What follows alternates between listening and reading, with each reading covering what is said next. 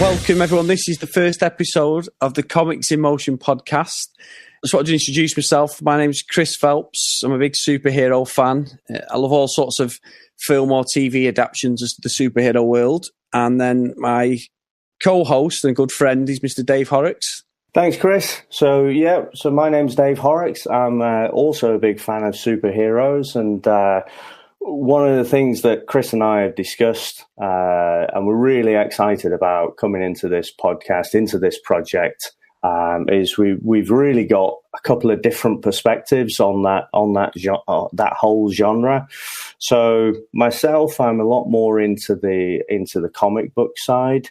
I'm very, very interested in that, as well as the TV, movies and games. And Chris, you're a lot more kind of focused on the games, TV and movies. Yeah. I think I've one of these ones. I always wanted to invest in the comics, but growing up, we never had the sort of financial thingy to invest in the old Marvel and DC comics. So I was more of a Beano and Dandy man, and then went down the route of watching every foreseeable film that was out there, whatever was on, or TV show. I was invested in a superhero. It's just something that resonates with me as I've grown up, and it's still with me now.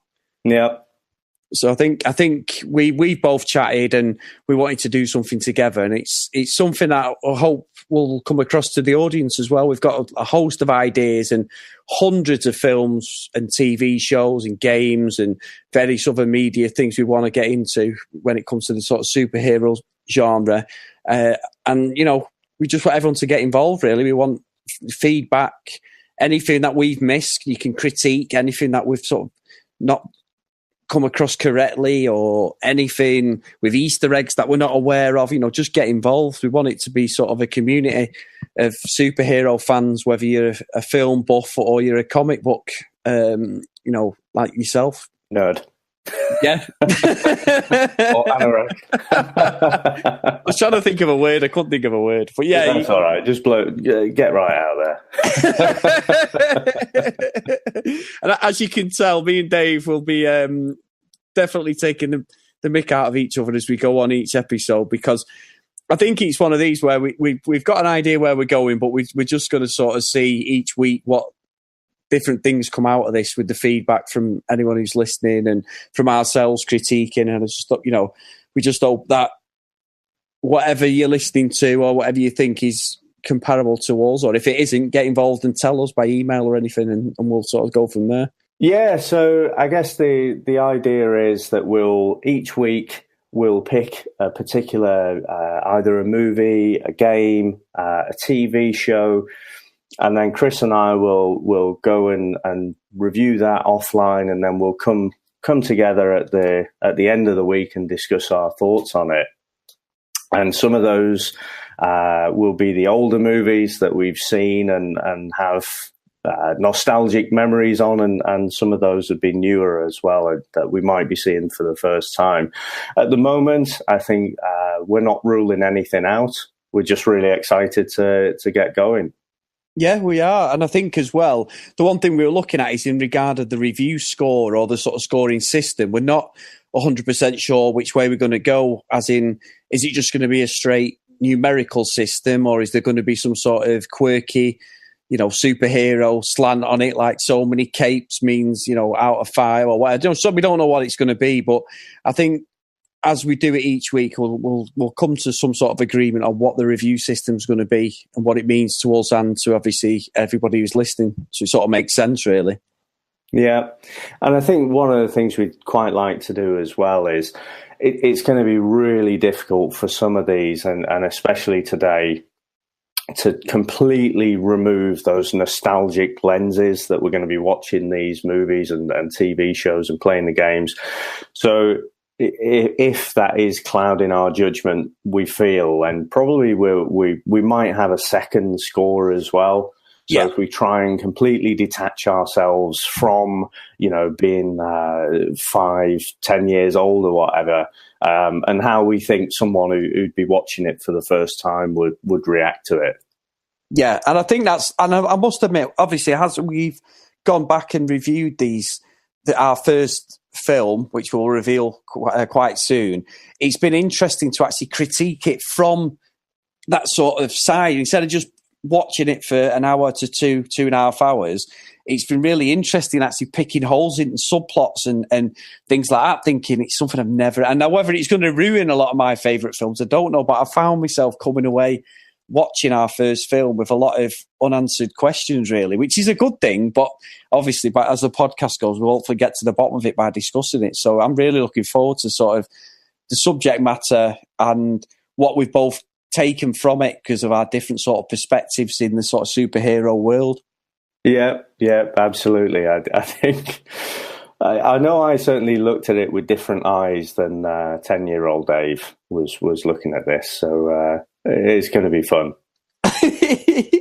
Well, I think as well, like we were laughing and sending each other different sort of social media messages and things like that, and what film we were going to decide on first, and to sort of go with the trend really of the first real sort of comic book superhero, we decided to choose Superman.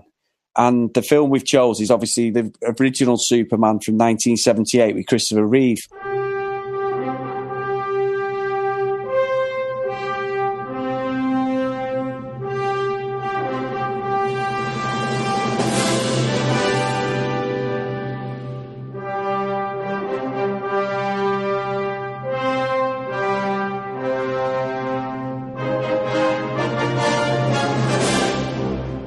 So I imagine for yourself, Chris, it's the same for me that, you know, that was really growing up.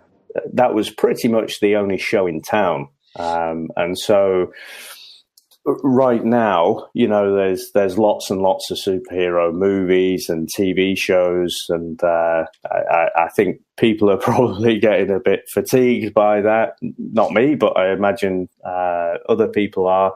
But really growing up for us, that was the only show in town. So it seemed like the right place to start. Yeah, and for me personally, as Dave knows this, Superman is my favourite all-time hero. So to sort of choose it as our first subject, I'm really happy and sort of proud, really, because I grew up watching them Christopher Reeve films. Now, obviously, we've all, like Dave, he's correct. If Star Wars wasn't on, Superman was on, or Raiders of the Lost Ark when we were growing up, it was very few and far between. You had a lot of these superhero films out there. The Batman stuff was like going back to the 60s. We didn't until 1989 get a Batman film with Michael Keaton. Yeah. So Superman for me was somewhere I go to my nan's. We had it on video, and it was just on a constant loop, watching it. Or every time I went there, I had it on. So I'm really looking forward to sort of what we unearthed while we watched it, to be honest. Yeah. And I should probably say, so in my comic book nerddom, I'm probably more of a Marvel guy than I am a DC guy. So I probably know a little bit more about the Marvel side. But certainly, I mean, you can't avoid like Superman and Batman and Wonder Woman. So it's still good. I'll still hopefully give us some background on that. Yeah, exactly. I mean, I think as well is Superman is, like as I said, he's the longest historical sort of comic book hero, and the DC comics originally up until like the 70s to late 70s, they were always the benchmark. Marvel was always sort of playing second fiddle in some respects, comic book wise. But then there was obviously a massive tide change, and now Marvel are just sort of dwarfing DC over everything. Even the films are just of a different standard, unfortunately. And it's I just find it interesting that it's come full circle, like the way it is now, and the monster of Marvel, sort of like 10th year anniversary of Marvel Studios this last couple of weeks is just unbelievable. What they've created. Yeah. And to be fair, the films that they churn out, and they're not just churning out, they're of great quality, So it's going to be interesting as we go, sort of seeing the shift. I think that probably, and we don't want to trip over ourselves for future episodes, but I really think that shift in the movie space really happened in 2008. Yeah. So I think up until then, Superman and Batman on the Warner Brothers /DC side were were the better movies by far. It all really changed with that first Marvel movie and the Iron Man film for me. Brilliant, absolutely brilliant. And since then, I mean, you've had incremental step-ups in quality. And I think this movie, Superman the movie, that we're going to review today, it is absolutely one of those seminal moments where everything changed. This created a broad template that everything else was going to follow. And it's not a perfect movie, but absolutely it's been copied multiple times over. Yes, the same format, really. Like you say, the blueprint has been there for pretty much every individual superhero film since, really. And we've all followed that trend, and the way, even down to the way it's produced and the screenplay and that, are very, very similar. There's not much difference between. I mean, if this film was brought to sort of screenplay and writing in like 1973, so it's like it didn't come out for 5 years. It took a long time to get it on the screen, but we'll get into that obviously when we thingy. So are you happy to start us off on it then, Dave? Yeah, so I thought we'd start off with a little bit of background on the actual character before we got into the movie. So I think as we go through, one of the possible themes I think that will emerge is that when we think about a character being created, we quite like it to be kind of absolute and very certain. And so, you have someone like a Stan Lee and they're sat at their desk and then suddenly they think, oh, right, Spider-Man, that's a pretty good character. And then he comes out with a character that is absolutely what we recognize today. And I think what you'll see is that with a lot of the comic book characters, the start is a little bit messy. Yeah. And it's not quite as absolute as we'd like it to be. So the first time the Superman name was used, the creators are a couple of young guys at the time, Jerry Siegel and a guy called Joe Shuster, who's the artist. It was in the early 30s that they created this idea of Superman, and they used that name in a little science fiction fanzine. And this Superman character was actually a bald chap who was telepathic and wanted to rule the world. Oh. And it was a bit more like, say a Professor X, a Charles Xavier type, only, try and take over the world bit. And this little fanzine thing was called The Reign of Superman. And so that was the first time the name was really used by those guys. But the character had nothing to do with the Superman that we recognize today. Yeah. And so the fanzine itself, it wasn't terribly popular, and so it didn't really go anywhere. But they obviously liked the name, and so they were playing about with the character, and they tried to make this very colourful, vibrant kind of character. They wanted to make him really muscly and stand out, and a lot of the strong men at the time wearing like the little trunks kind of thing, and so they put some of that into the design. That's why, for years and years, it's only in recent years Superman hasn't wore his underpants on the outside, but that's where that whole design came from. And they were trying to sell this character to various newspapers and publications and what have you, and they really no one would touch it with a barge pole. Yeah. Until it was in around 1938 that finally what's the Detective Comics, DC, actually wanted to grab hold of the character, and then they published him in Action Comics #1. And then from there, you have to think, America's coming, it's been in the Great Depression. You're on the verge of a world war. Things are tough. And then to suddenly have this really colourful, vibrant, powerful character, it really sort of captured the imagination of everyone and just became, really instantly popular. And so, even before the movie, you've had various interpretations, in both the comic book world. They did these radio shows with them as well, and you had various cartoons and what have you. Now, when they first, not the very first, not the Professor X type Superman, but that 1938 Superman, he was an idea based on a character, I think, called John Carter. Chris, have you heard of John Carter at all? Yeah. So he's someone who in old pulp comics and whatever, he went from Earth to Mars, and because Mars is a lot smaller, the gravitational pull's a lot less. So he seems like really strong and can jump really high and what have you. And they kind of, just evolved that idea a bit and thought, well, if you had a much bigger planet, and you had someone who was super dense and super strong because they were used to, they'd grown up with that gravity. And then when they come to Earth, they'll be, a lot more dense than what we are. They'll be able to jump a lot higher. So that was the idea around that first Superman. And actually, I kind of like just that version. Yeah. It's only, the thing with comic books and the radio shows and whatever, they're quite high volume compared to movies.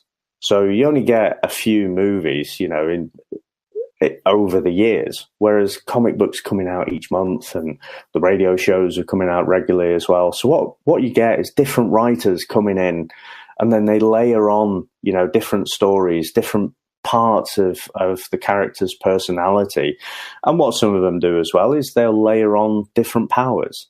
So, at some point he's been able to fly, as opposed to, what was the line, leaping tall buildings in a single bound.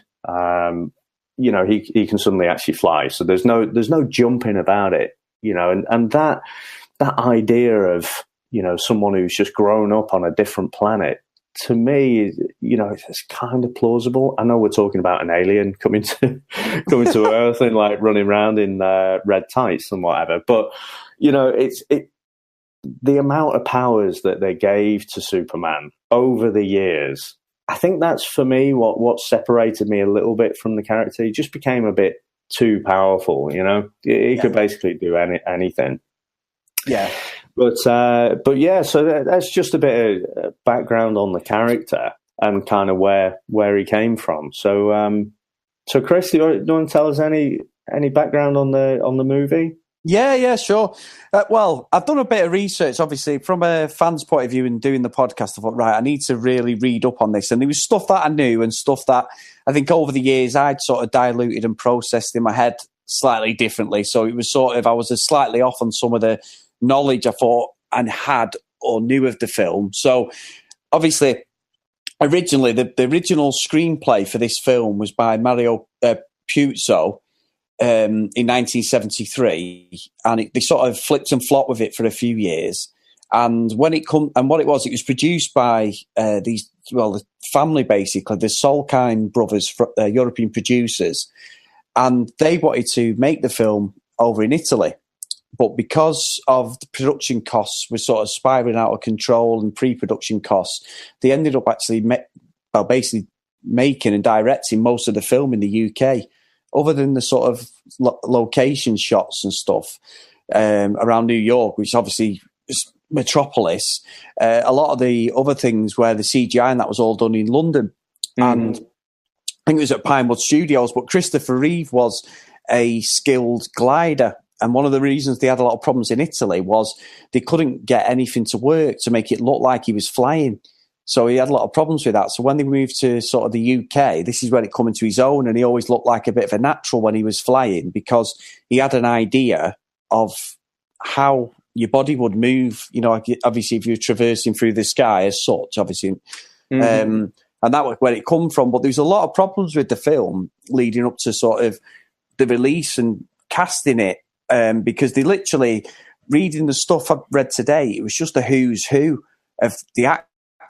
Everybody got a look in and auditioned for the part of Clark Kent, because originally the Superman films were always seen as a bit of a joke, and a lot of actors didn't want sort of to be associated with it. So it was one of these where they were just going around throwing money and ideas at different actors. I mean, we're talking like we had Paul Newman, Robert Redford, Steve McQueen wanted the role, but they told him he was too out of shape. You've had Burt Reynolds, John Travolta, James Caan. We're talking endless. And one of the actors who did want the role of Clark Kent Superman was Sylvester Stallone, but he had a big falling out with Marlon Brando. Marlon Brando wouldn't put him up for the role, and he sort of blocked his chances of getting it because he said he was too Italian looking and that, which they probably, in hindsight now, you'd probably say, yeah, he wasn't tall enough for Clark Kent and that. But he then had a big fallout with Marlon Brando over this because he was a massive comic book fan, and Clark Kent was one of his all-time heroes. And basically from that moment on, when he didn't get the role, he just basically took digs at Brando as best he could. So there's a lot of problems with that. And then I know where my money would be. Yeah. between Sly and Marlon, It's, exactly. It's only going one way, that, isn't it? Exactly. and to be fair, Marlon Brando was an absolute nightmare reading a lot of the things on this. Like him and Gene Hackman were promoted as the main stars of the films because they were obviously massive stars. So what they did was they said they were filming the first and second simultaneously. And because of this, they wanted Gene Hackman and Brando to film all their scenes within the first couple of months of production. Mm-hmm. And Brando got like $3 million for his role, which at the time was unheard of. But he also had a cut of the profits and stuff. And the reason I mentioned the second one is because they're intertwined, because a lot of the segments in the first film were actually filmed for the second. But because there was so many problems with it going over budget and different problems with, like, Richard Donner was the director. And then when they filmed the first one, they started filming the second one straight after. But about 75% of the way into the second one, they realised they thought they were onto a bit of a turkey with the first one. So they actually stopped production on the second one and then went back to sort of finishing off the first. And this is where this guy, Richard Lester, came in and he finished off the second one. But what happened is because they'd sort of taken stuff out of the second film. So the scene at the end, I know we're going to get to it, but the scene where he goes and does the time thing where he goes backwards, that was actually the ending for the second film. Because that was supposed to be used to stop Lois from remembering that he was Superman. And some of the other scenes in the film, which I didn't know this until I've started researching it for the episode. And that's the only reason I mentioned the second one, because we want to do a separate podcast on the second one, obviously, because that is my favourite Superman film. But the stuff with General Zod, where they were obviously at the start of the film, and what happened was they were supposed to come down at the end of the first film by the missiles that he rescued. So obviously when he's trying to get them off Lex Luthor and he's going around trying to get the sort of nuclear warheads and everything. Well, one of them is supposed to go up into space, and that's how the end of the first film was supposed to happen. And General Zod, Ursa, and Nom was supposed to be coming down, and that's like the cliffhanger, which leads into the second one. So a lot of the stuff that we watch as a film, it's so unbelievable that he was so successful because it was just a mishmash of different things to get to the end result. But it ended up being the most successful superhero films up to that point, and even up to sort of, I think, the late 80s, 90s. Nothing surpassed it, the first one, which is unbelievable, really. But when you read the backstory, there was so many problems with, like, because Richard Donner then got taken off as they were finishing the production of the first one, and they brought in this Richard Lester. Gene Hackman refused to do any more reshoots. So in the second one, they had to use a body double and voice actor that sounded like him. And Marlon Brando, because he was suing them, that's why he was never in the second film, because they were like, well, you're suing us. So they didn't put him in the second film when he was supposed to be a predominant part, and that's why his mother was in the second one. And they ended up using Brando's bits in the 2006 Superman Returns. So I'm sort of mentioning both films, but they are intertwined. So it's quite hard to sort of not when it comes to the production, but sort of like for the part of Lois, obviously Margot Kidder got it, but there was loads of actresses went for it. And on the sort of DVD extras I've got, Stockard Channing was one of the ones who was up for the running, and she was Rizzo in Grease. What I was going to say is I think the other thing I think I'd heard or read somewhere that Marlon Brando wasn't allowed in Italy. Yes. So there was the equivalent of a warrant out for his arrest because of public indecency or something for the film that he did, The Last Tango in Paris. I read that. Was another thing that kind of another nail in the coffin, if you like, of filming in Italy. Yeah, I'd read that myself. And then also, one of the directors they were going to get in also was a tax exile of the UK, so he couldn't film in the UK, so that's why they changed again. Richard Lester. So yeah, you're right about the Brando stuff. I've read that myself. But yeah, so I think the Mario, I think it's Puzo's sort of screenplay got changed by Richard Donner a lot before the film, because there was a daft scene where in the first one where Kojak, Telly Savalas is there, and Lex Luthor bumps into him or something and gives him a lollipop and says, who's looking at you, who's good for your baby, or whatever his catchphrase was. And it was like, this can't be in a Superman film. It had no relevance because it's not New York, it's supposed to be Metropolis. So there was little things there that were before the sort of pre-production had to get heavily changed because it was bordering on a comedy. Yeah. Even though I know it's a bit slapstick and tongue-in-cheek, but a lot of it was sort of wasn't relevant to what they were trying to create as a character. And then Christopher Reeve had struggled before this, because when you're looking at some of the screen tests, he's so thin, he had to bulk up, and you can see in the films the continuity stuff where you can see he's physically changing in one scene to another, and it was all over the. So that's sort of the stuff that they struggled with before the film come. Was it believable that as Clark Kent he was so skinny, but as Superman he was like a bodybuilder? So it was all, would that come across with his frame because he was 6'4"? So that was like a big part of the film. But I've got a nice little Easter egg for that later, Dave. All right, nice transformation. So, I mean, why don't we get into the movie? Yeah, and I'm sure, because there's a few things I was going to jump in with there, but I'll keep my powder dry, as they say. Go for it.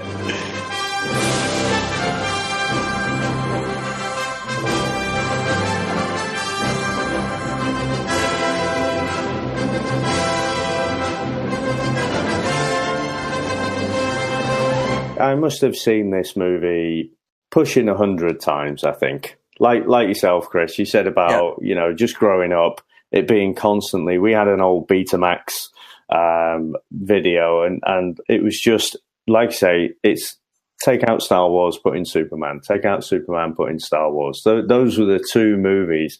And then a little bit later, like you say, Raiders of the Lost Ark coming along. But before that, it was just this. And I'm not sure if we had a copy or something, but actually there's bits out at the beginning that I just plain did not remember at all.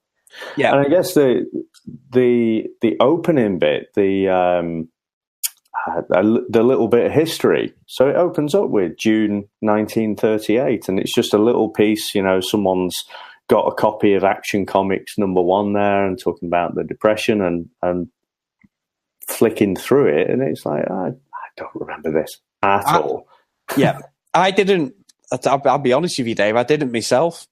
I just do not remember that. I actually started watching it thinking, if I pressed the wrong thing on the DVD, it's the documentary. I genuinely did.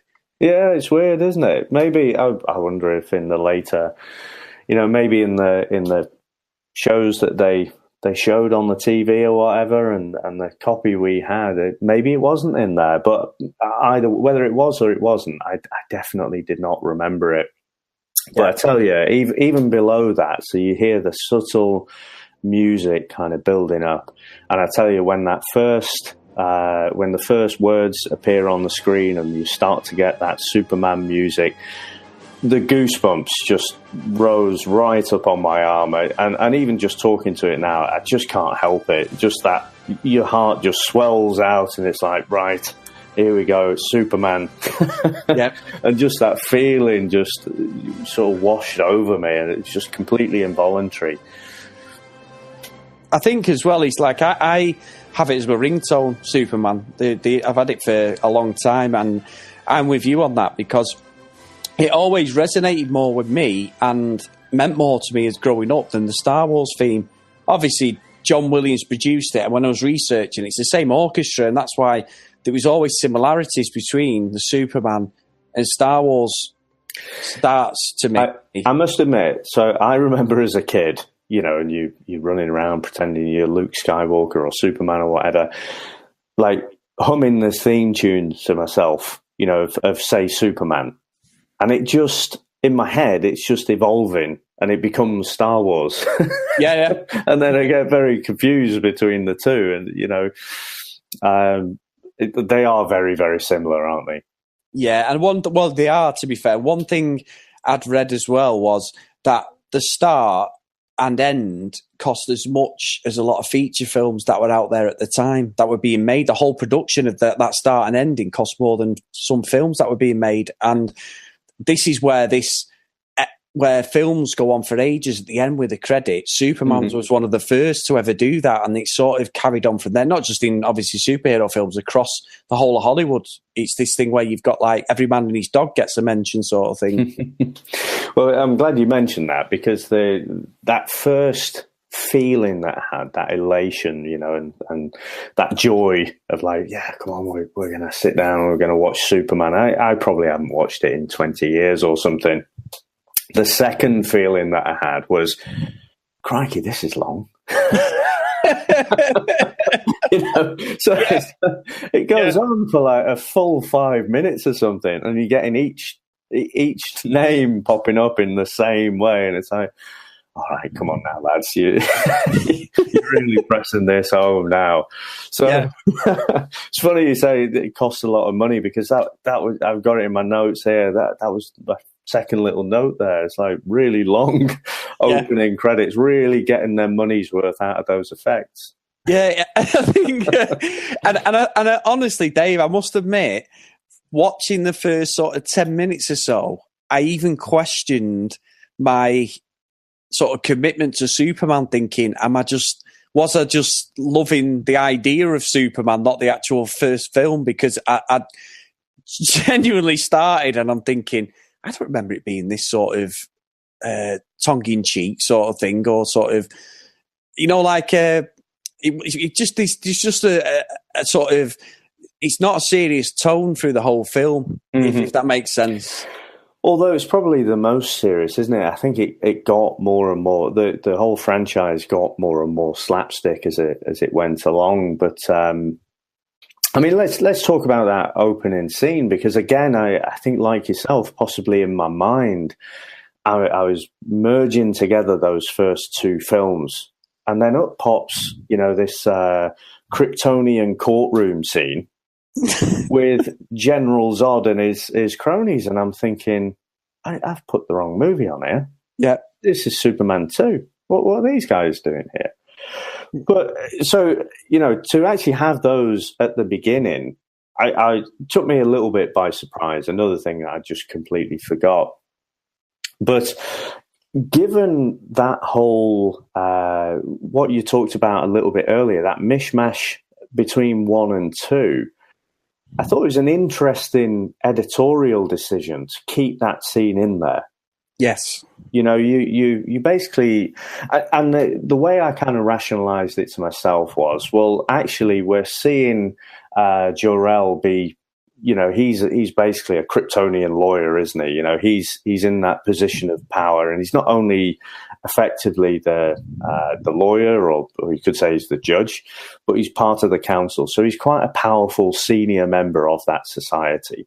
Yeah. So I thought, if you cut that whole scene out, you maybe don't get that from it. But my initial reaction was, we'll just get rid of this whole scene, because it is a long movie. It's like 2 hours, 20 minutes or something. So I think there are a few things they could have cut out there. But so obviously we see a little bit of an interaction there, and just Terrence Stamper's Zod. I mean, he's just brilliant, isn't he? He sort of sends chills down your spine, and he's there being sentenced, and he displays that range of emotions. You know, first he's appealing to Jor-El. You know, he's sort of saying, you know, we can gang up and we can go ahead and take this lot out. And then that evolves when he realizes he's going to be cast out. That evolves into anger, and then when they're sentenced and you see the old plane of glass spinning down to signify, you know, they're going to get taken off to the Phantom Zone, then you see that fear, you know, that raw fear that, you know, this is not going to go well. Yeah, very good. So what was your impression of that? Do you remember that this piece was in that? Yes, I remember. Yeah. I'd watched this probably. I said to you, I watched about half an hour of it a couple of months ago. I think it was just before Christmas or just over Christmas, and it was like the end bit again, obviously with Lois and stuff, which obviously we'll get to. And then I watched it probably about 10 years ago because my sister-in-law bought me Superman 1 and 2. It's like a double DVD thing for my birthday. It might have been longer than that, but I remember putting it on, and I always thought they could have used that really at the start of the second, or when he was sort of gone to the fortress where obviously he lives when he leaves Smallville. They could have used that as a bit of a training exercise so he understood who they were and that they were out there. It just didn't. For the film, it was like they forgot it was there. I understand. Yeah. But to be fair, knowing the backstory now, because of Marlon Brando, they probably had to keep it in because he wasn't in many scenes. So probably trying to get more bang per buck, weren't they? Exactly. That much, like just use everything. Yeah, exactly. And because he wasn't in a lot of the other scenes, they couldn't really not use him because of the money they were paying him. So I think in some respects, it was more a sort of throwaway subplot, which makes it more relevant in the second one. Obviously, sort of you come back to it and go, oh, well, actually, yeah, I understand why he was in. But for the actual sort of origins of what Superman is, when it's building the character of Clark Kent and Jor-El and Kal-El and stuff, it didn't really make much sense, if that make, you know what I mean, until the second one. So I agree. It would have made sense if the actual original plot would have happened. Yeah, so what you mentioned before about that, you know, throwing that missile off, and then, you know, releasing Zod and his cronies. I think that would have nicely wrapped up that arc, wouldn't it? But, yeah, you know, without that, then the start, it just took me by surprise, that's all. And it just jarred with me a little bit that it was there. Yeah. I mean, from there, obviously, you go to then, you know, them sort of like sending Clark off and stuff, don't they? And there was supposed to be a scene where... So just before we get to there, can I just say, those white suits that they wear, oh my God, absolutely fantastic, I think. You know, if you were to film that now and you were after that same glowy, you know, brilliant white, I mean, Purcell, crikey, if they could get... you know, white's that white, you know, they'd never have to have another product at all. But I think in 1978, or, you know, probably a lot of it was filmed earlier than that, to get that effect on film was just brilliant. To have it just stand out of the screen like that, you know, so it's not like you could have in post-production now, you just have your computers and you just, you know, make those whites really stand out. But again, that's just something that I'd completely forgotten was how those whites just jump out of the screen. Well, do you know how they did that? They actually sewed on every single suit of that council and Jor-El's outfit, pieces of glass, little pieces of glass. I think they were like ball-shaped pieces, but they had to physically sew them on. So it gives that sort of glimmer effect on the camera. Right, that's where that comes from, and it's something that with his sort of white hair as well. It's just like what it's real.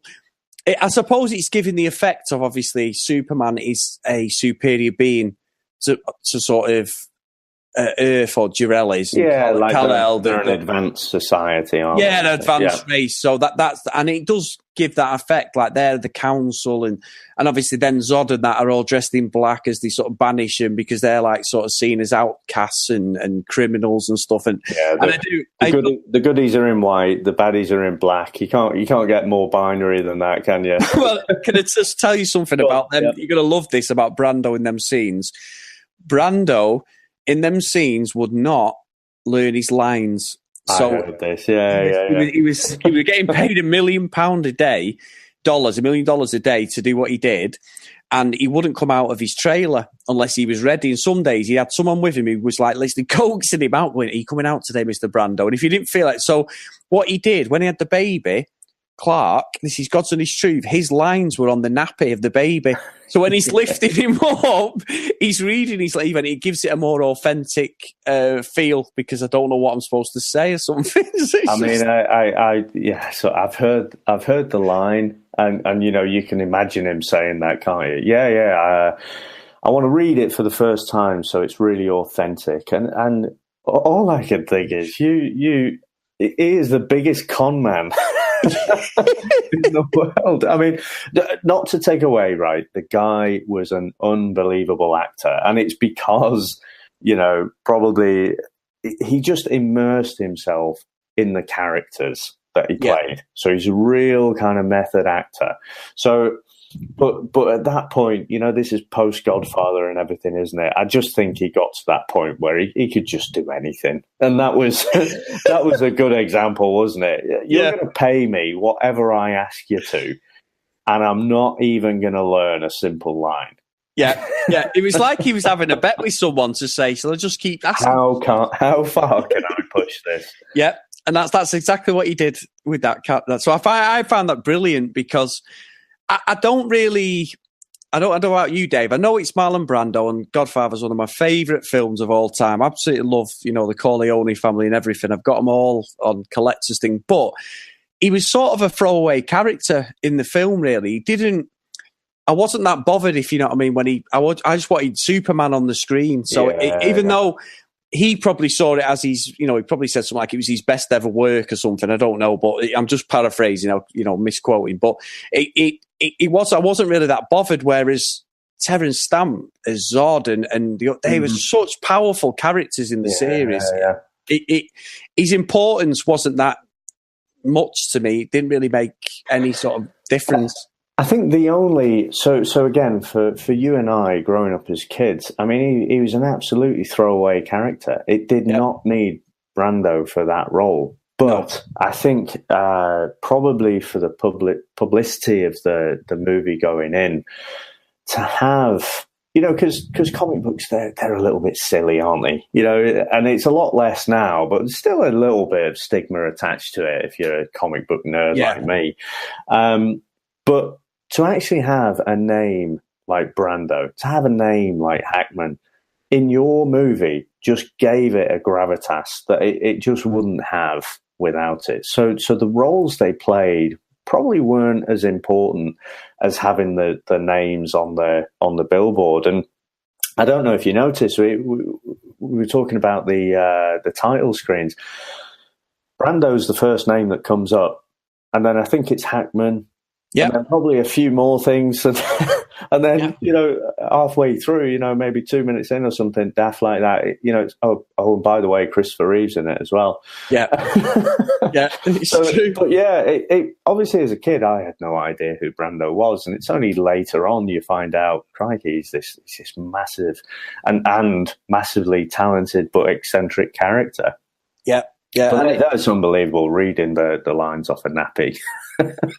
honestly, God's honest truth. God's honest truth. That is just ridiculous. But yeah, so sorry, Dave, you carry on. Yeah, so I mean, just other things that jumped out at me from the scene where they're kind of sending Kal-El off to go to Earth, and it is a great monologue.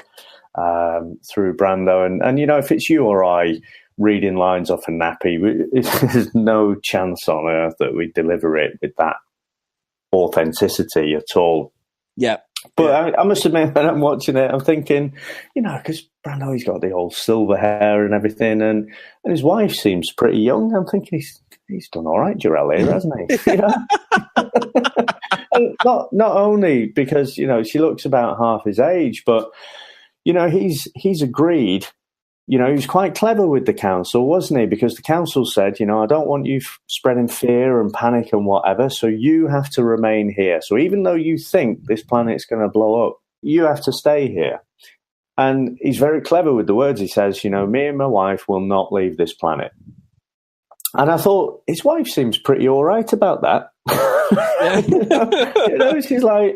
She's just getting on with it. It's a bit, I can imagine a lot of wives have been like, hang about, I'm off. There's probably enough room for me in there. Yeah. No, it's true. It's true. It's like you actually stand back, and obviously, because like you say, you take the rose tinted glasses off, and it's like, well, actually, no, you'd be on your toes, wouldn't you? You'd be like, well, I'm going with my kid, sort of thing. I don't think you'd be sort of using. Really, in effect, he's sort of using his wife as a shield. Well, just stay with me, love. You'll be all right. You know what I mean? Knowing full well that you'd think he'd want to carry on that sort of bloodline or the name sort of thing as such, but. Yeah, I mean, obviously in the Man of Steel and stuff, that's what they did anyway. They followed that sort of same plot, really. There was a lot to it, so I suppose it is what it is, really. But the fact that no one else sort of seems to do a runner other than them and General Zod and that, it is a bit of a weird thing in the Superman sort of universe. Yeah, and I think looking at it with slightly older eyes, as a kid, you're like, come on, just get to the Superman bit, get to the helicopter. I think I probably appreciated this opening bit a little bit more than I did as a kid, because it's got that real sort of sci-fi feel to it. Like I say, with the shiny suits and the background, the set design and everything, I actually thought it was pretty cool there. Yeah, I think the appreciation's there more, even though I thought it was sort of not bordering on slapstick, but it was bordering on sort of like, light humour, the way it's all done. That was the sort of probably the most serious part of the film. Even the bits with Lex Luthor's almost, it's like a bloody comedy skit, really. Wait till we get to that. Yeah, exactly. But yeah, I think in some respects, as much as what I said about the start, that's probably the most serious part of it. And obviously from there, it leads into him sort of landing in Kansas. Mm-hmm. So we get we get a bit of dialogue. So the lines that he's reading off a nappy, you sort of get the hint that he's going to be different, so he'll look like the people on Earth. So that's why he's sending him to Earth as opposed to loads of other places. But you get that you've got a different gravity, so he'll be a lot stronger and what have you. So again, I don't think as a kid, I don't think I picked up on that dialogue at all. No, but it was something that I noticed this time. And the other thing I noticed as the little spacecraft goes up and smashes the glass ceiling, it's just very clearly on a rope. It gets snagged a little bit and wobble. I can see it now, because the start of the second one, it's always out at the start, and it sort of hits the glass but shunts to one side. It's just go, oh shit, oh god, he's not going to go through, sort of thing. Yeah. So, but I suppose it did the effect. It did exactly what you said on the tin. It was for its time. It was quite advanced. Absolutely, and it won all kinds of awards, didn't it? Academy Awards for like special effects and whatever. And some of them, I would have to say, I think for me, I'll put like say the flying over on the left hand side. That's in the absolute groundbreaking. No one had ever done it that convincingly before. But there's some other really. Even as a kid watching it, you're thinking that's not quite right. No. But I tell you, one of the other things. So once he goes off, I think as a kid, as you see Kal-El sort of, his dad's talking to him, he's educating him on space and time and whatever, as he's kind of growing up. I think as a kid, I thought this spaceship had like special. I thought it was like a grow bag, or a growing pod, because he's very quickly, you're seeing him growing up. Yeah, and it's only watching it back as an adult, you think, well, space is a pretty big place, isn't it? And so it's obviously over time. But I'm pretty sure as a kid, I just thought the spacecraft had grown him up a bit. Yeah, I think I looked into this as well, because I read that it was actually supposed to be he was in the air for 3 years. So the planet blows up around 1948, but it doesn't land on Earth until 1951. So I'd read that in some of the, as I was researching it. But as a kid, I'm with you. Like he left as he left as a bloody baby in arms, and then he turns up on Earth. He's about 6 or 7 years old. He's not 3 or 4 is what the timeline. There's a few things with the timeline that are skew-if, and that's obviously one of them. Well, I think, we could get into special relativity and the fact that, if he's moving near the speed of light, then everyone else's frame of reference is probably different to his. But let's not get too deeply into that, or else we'll tie ourselves up in knots. I tell you, one of the other things I noticed, so as he's getting educated, as he's in his little pod there, he actually spends quite a lot of time looking downwards. I just imagine, like, he's like, come on, Dad, I get the space-time bit, all right, fair enough, but what's all that about? Did you not notice that? He spends a lot of time looking downwards, and we kind of find out after, he ain't wearing a diaper or anything, so...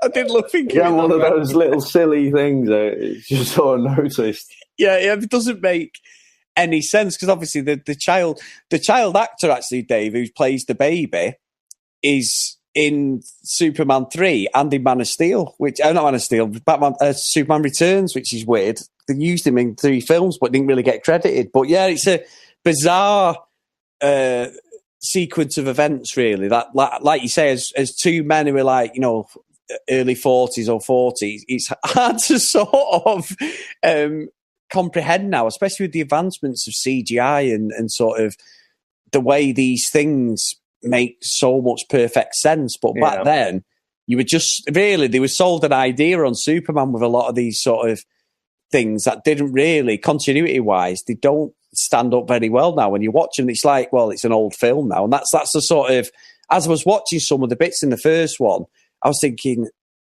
oh my God, it is a 70s film. Like whereas when I was a kid, it never meant anything to me. It was sort of like this Superman, this is building up for the second and the third and all that stuff, So, it's weird. And I must admit, one thing I picked up on was the grand bit of hair dyeing Jonathan Kent's hair. That guy must have been about 70 or something when he... thinking we had a nice bit of brown dye going on there when he lifted up that bloody truck or whatever it was he lifted up. Yeah. Really, really bizarre. But then what I found interesting was it leads from there, and go on, Dave, you say what you said in that message to me, which I thought was brilliant, and it says it when we were making notes about Martha Kent. So, yeah, I mean, first of all, I guess... So we have the spaceship crash, and it almost sort of derails Ma and Pa Kent, and we get to see a bit of Super Winky, don't we? Which again was a little bit of surprise. I didn't really expect that. It's like, don't need to see that. But the thing that struck me, and again, I'd never noticed this before, but Martha Kent is an absolute psychopath. So, obviously, Jonathan's trying to fix the truck and whatever. And she's just like, oh, let's keep him, kind of thing. And, Jonathan's like, no, we got to take it, find out who his mum and dad are. And she moves him behind her, and she's like, "Oh, he doesn't have any."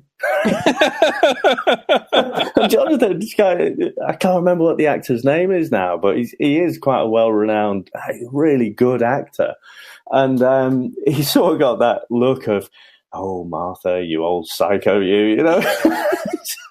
Not again, yeah. Not again, yeah. You just imagine there's a whole basement full of like animal skeletons and stuff that she's brought home and just not fed properly or whatever. But God. I just thought that was very, very weird. I mean, you find a human-looking child, and suddenly, without any thought or real dialogue or anything, she's willing to just kidnap the kid. Yeah. Come with me if you want to live. Yeah, that sort of thing. It's just, it's weird because when you put it, I'd not even crossed my mind, because you just think, oh, these lovely old couple ready to retire. They've took on this young kid, and they're bringing him into his own. But then when you actually take a step back, you're thinking, actually, that's now you'd be going down for a 10 stretch at least, wouldn't you? It's real. Yeah, at least. But it gets worse than that, because after that, blatant, she's trying to steal a kid kind of thing. What actually happens? So he's making his position clear. No, we've got to take this kid back. We've got to find his mum and dad and whatever. Then Martha's looking off into the distance, isn't she? Yeah. She just completely blanks him. And he says a couple of times, like, Martha, Martha. And you don't know. It's never explained. What is she actually doing? And then suddenly, the jack sort of gives way and the truck falls on Jonathan. Yeah.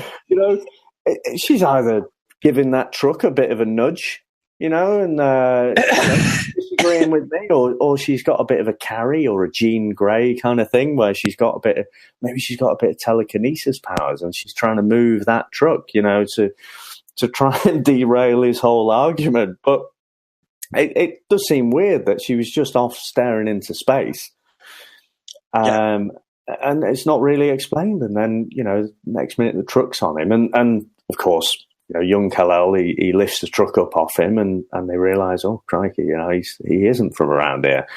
Yeah. But I just thought, in terms of my Martha is a psycho hypothesis, I just thought there were too many things there that all lined up. So that's me convinced, to be honest. No, and I think as well, if you take a step back, you're sort of thinking, well, how would they? And I know, obviously, with films, what they do is, like, we all watch films, daily, weekly. Is they have a plot there, so your imagination runs away with you. A bit like, obviously, like the comics. That you read the comics. The comics only tell so much of the story, but you sort of get an understanding of the character and that by the way it's portrayed and drew in the dialogue. And I think you sort of take it like, well, she's a desperate woman who obviously always wanted a kid. They never had kids. Mm-hmm. They're like sort of content to sort of see out their last years on the farm and all that. And then all of a sudden they get this second chance. That's how I always saw it. But when you said it, I'd not even twigged, because I'm thinking, well, I know obviously you've got to have artistic license, but in reality you're thinking, well, what sort of questions would they have asked? Like, well, I was just bringing our child to school, because obviously he's at high school in the next couple of scenes. And you're thinking, how have they got round that, And I don't want to, you don't want to look at it with too cynical eyes, do you? Like I'm phrasing it. I should point out I am enjoying the movie actually up until this point, and the way you've interpreted it is exactly how the storytellers want you to perceive it. It's just that, I don't watch these things to look for an alternative view, but it did strike me just how quickly. She just decided to kidnap this kid. Yeah, but that's like the whole point of reviewing it from different sort of eyes, isn't it? Exactly. Yeah. I just found it really amusing when I read your comment. I was like, "What the hell?" And I was just laughing. I don't think you're far from the truth, to be honest. But Dave, let's get to the next bit. Yeah. The next bit, obviously, we pan forward probably 10, 11 years, 12 years, and he's at high school now, and obviously he's a water boy for the high school American football team and stuff, and we get all that scene. But one of the most important parts of the whole film is something that you said to me, and I thought I was like this Superman super fan. I've got bloody Superman pajamas, everything, the ringtone. Is I have never, ever in my life realised that voice was Christopher Reeves of the young Clark Kent. Until you said it, I never, and I've watched the film so many, even though I said I've only just watched it recently properly for the first time in 10 years properly, but I've never ever twigged that Christopher Reeve was doing that voice. It's unbelievable. It's just a revelation for me, that. I guess it's, and again, when you've watched it from being just a kid, bright-eyed and just taking it all in as the storytellers want you to take it in. I guess it's just one of those things, watching it again, just other things jump out at you. And it's the fact that, you've got all these high school kids, and you've got Brad there, trying to drag off Lana, but he's speaking in a much higher tone, in a voice that you'd expect a high school kid to speak in.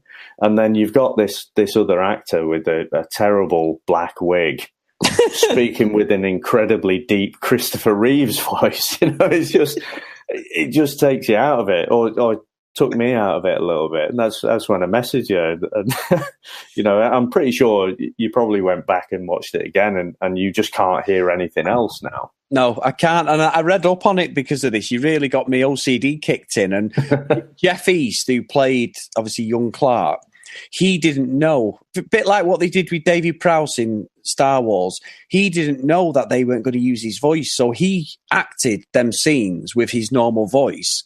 And then when it went into, when he didn't actually know this had happened until he watched the premiere, and he fell out with Christopher Reeve over it because... I'm pretty sure, yeah. Even though they didn't film scenes together, they obviously had an interaction and sort of a connection there where they obviously must have walked through a lot of things, because once, obviously, the scenes in the sort of fortress and stuff led on to him changing then, obviously, as we get into that in a minute. But he did have a big falling out, which they only resolved in the sort of the early 90s before he had his accident. So it's like, right. It's really interesting because you have just totally blew me away with that. And obviously, one of the main other things is that wig he's got on. It's just absolutely the worst wig I've ever seen. Yeah. It's just absolutely atrocious, that wig. And obviously the scene then is where they get in the car and we come up to mine and your favourite part of the film. Yeah, well, I think before that, he boots away the ball, doesn't he? Because he's got all this bottled up angst. He's quite angry and he is downtrodden, isn't he? And he boots away the ball, which I think is quite a nice effect. And again, now you just have it all in CGI, wouldn't you? But they have to actually do those effects physically. But again, I couldn't help but wondering, well, how do you know you've not just took someone's head off with that? Where has that ball actually landed? well, they used the proper compression thing to do that. Yeah. Thing, so it was actually simulated, like he'd done it. And obviously from there, we get to... I've got big problems with this next bit we're bringing up, but we get the famous running sequence with the train. Yeah, and so I mentioned the Academy Awards and everything for special effects. I can't imagine it was for the running alongside a train sequence. Because, again, even as a kid, this is not looking back at, 2018, cynical eyes, but even as a kid, that really jarred with me. Just the effect of it, his whole body position. Go ahead, Chris. I cut across you there. No, it's all right. No, well, actually, we were talking, obviously, before this was over the last couple of days, and that scene where he's running, he is actually running. So he actually pulled numerous muscles and injured his legs. So whatever they were doing to him, whether they put him on him, like you said to me, he must be on some sort of machine, or there's a car doing something, pushing him. Something happened there. And when he actually jumps across the train track, that Jeff East, he nearly actually died. He actually jumped across the train. So one of the stuntmen had to grab him at the last minute on one of the sort of trial runs they did, because he was going to get hit by a train. So I actually always thought it was one of these, that they used to do this sort of... They used to film one scene, film another years ago, and then they'd lay them on top of each other. So you could always tell that it was like a trick, like the old camera trick or the studio trick. Like you get them driving, didn't you, in cars, and they'd look behind and wave at someone, but you knew it was a cinema screen just running in the background while they were sat in a stationary car. There was actually substance to that scene where he was nearly seriously injured, which I find bizarre because the way his legs are moving are just not natural at all. It's weird. I mean, I haven't seen a behind the scenes. I genuinely would be interested how they did it. It didn't have the effect, I don't think, that they were after. But there's something not quite right going on there. Like you say, whether he's pulled along by a truck or something. I don't quite understand why he didn't run alongside the train, and then inching the train along really slow or something, and then speed up the film. I don't get it. Like I say, No. there's lots of really good effects in there, but even as a kid, I always found that running scene really quite jarring. Oh, we were laughing. I mean, and one other thing in the same scene, which sort of breaks the subplot thing of reviewing it now with different eyes, is the girl on the train who looks out the window is obviously Lois Lane, who is about roughly, going off eyesight, she's maybe 6 years younger than Clark Kent. And then obviously her mum and dad, or whoever it is she's with, say, don't be ridiculous or whatever. So she's 6, 7 years old. But when Clark goes to Metropolis, and it's said Lois Lane is actually 4 years older than him. So it's really weird. And you can tell Margot Kidder looks a lot older than Clark Kent, obviously Lois Lane does. She's an established reporter. So I know obviously the little things, but I actually, when I was watching it, I'm thinking, that's not right. She's older than Clark Kent. But then when I was reading some of the fact stuff after I'd watched it, I'd already made notes on this saying, how can she be younger and then older? And one of the things was, one of the interesting facts was, it was a big hole in the story apparently years ago where they were saying, how can she sort of see him on the train, but then when he goes to Metropolis, she's on this thinking, is there some sort of time thing gone on when he was... That space-time special relativity stuff. It must be. Just wave it away, Chris. Just reading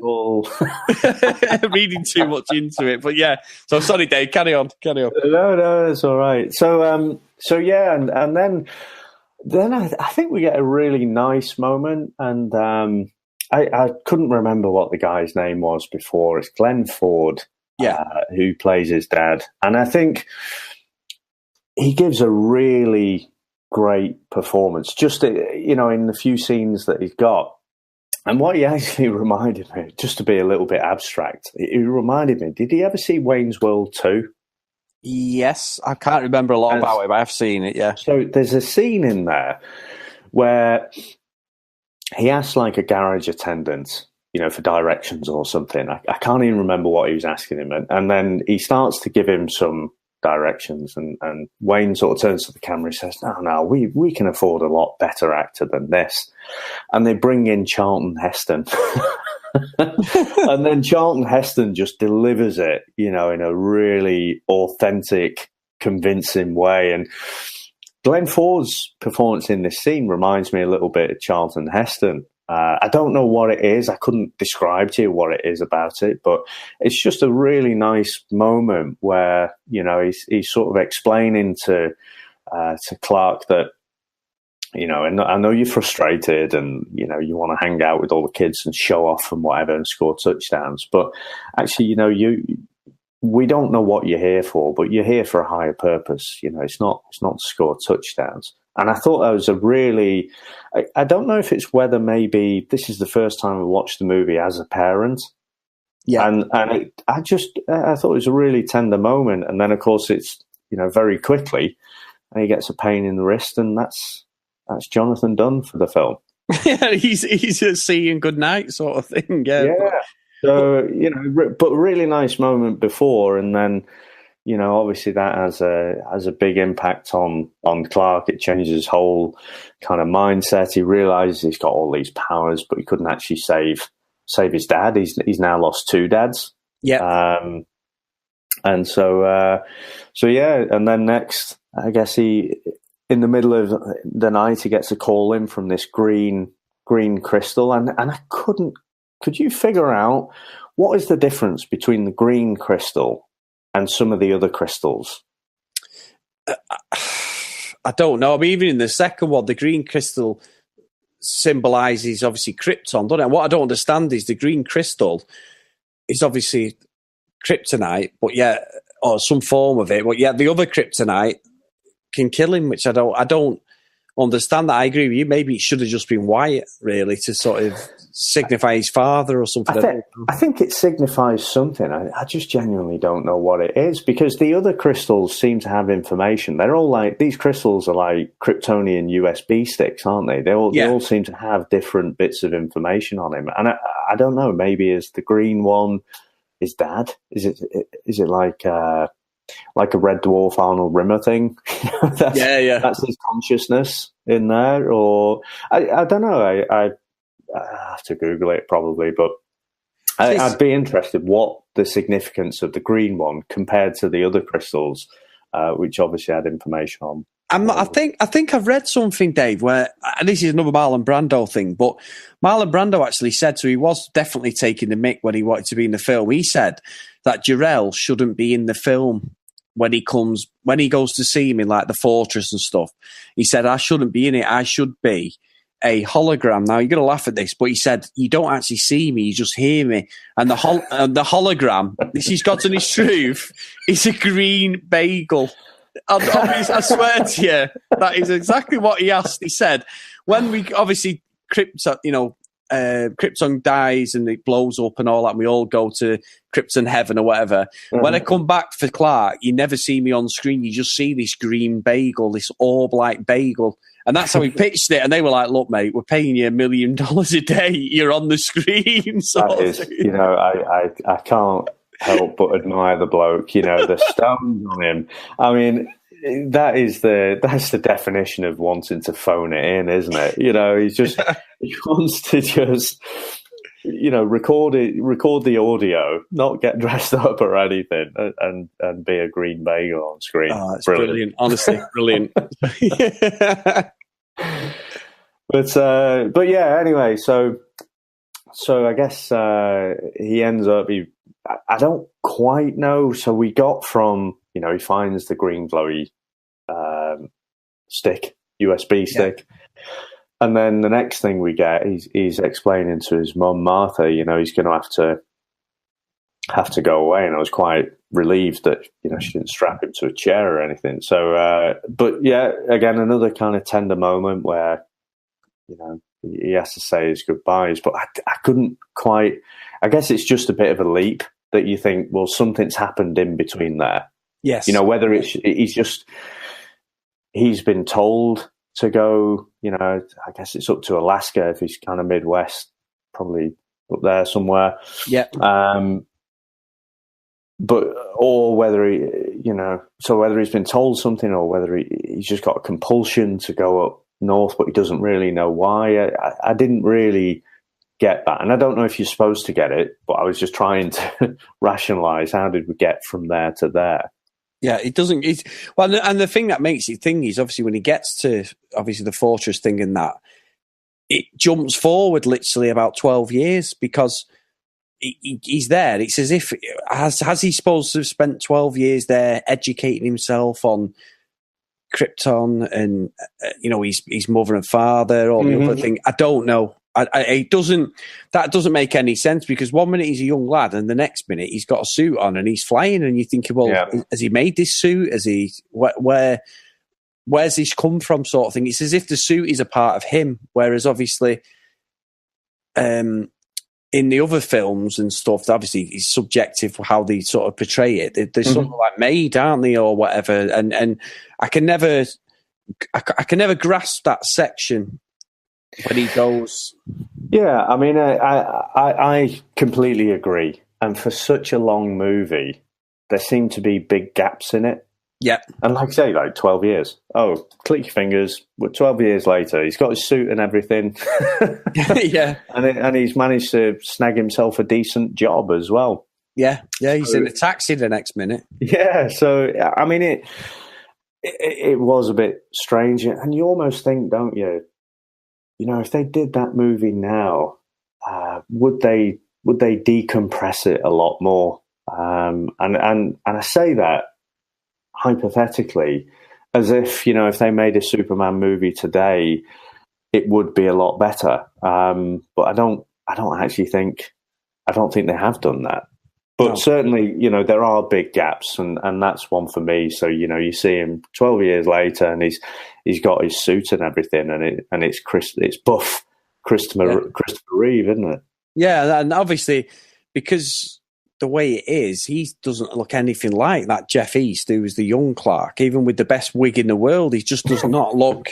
He doesn't even look like him. I understand the reasoning behind him overdubbing his voice because if he did sound high pitched, and that would have sounded ridiculous, but it's just one of them things you sort of accept it for what it is. And when I was a kid, it never bothered me because I'm thinking, well, Christopher Reeve's on the screen now, he is Superman, all that nonsense is finished, we've seen all the Jarrell stuff and all that, it's all built, he's now in the film, so I know the good stuff's coming. But to see him in the suit and everything. But it's as if they tried to go in depth with it all, with like Brando and stuff like that, and then all of a sudden they think, hang on a minute, we've got 10 minutes here to kill his dad off, sell the farm and get him to Metropolis, so let's just put it all together. And that's where I think that deserved more of a build-up to what he was going to be. But then obviously you are stretching the film out even longer then, which is what you don't want, because it's a long film anyway. It just seemed to be a very rushed sequence, which probably was one of the most important parts of the film, really. Yeah.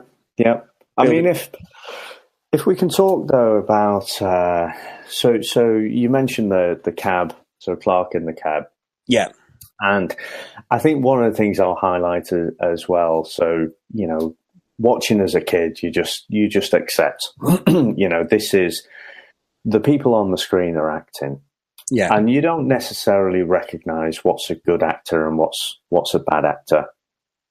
And the fact that, Christopher Reeve, I think, had been rejected for the role a few times, while they tried to get other people in. I think Clint Eastwood was pretty close, but he was ultimately filming a different movie. And you look back at it now, and I don't know whether it's the age that we are or it's genuine. But for me, Christopher Reeve is Superman. Yeah. The guys who've played him since, like Dean Cain, who did Smallville, right? I watched that a lot, yeah. You have Dean Cain, and he puts on glasses, and it's Dean Cain in glasses. Yeah. The transformation that Reeve goes through when he's playing Clark versus when he's Superman, it's not just styling. They have the trick with the hair being parted on different sides, don't they, to make him look a bit different. Yeah. But the way he's very submissive in his body shape and, a little bit clumsy. And, but when he's Superman, he's chest out, standing up tall. And I just watched it now and I'm just like, I can't imagine anyone else putting in a performance like that, because the two characters that he plays are so different. And like I said, I've never seen anyone else do that like he did.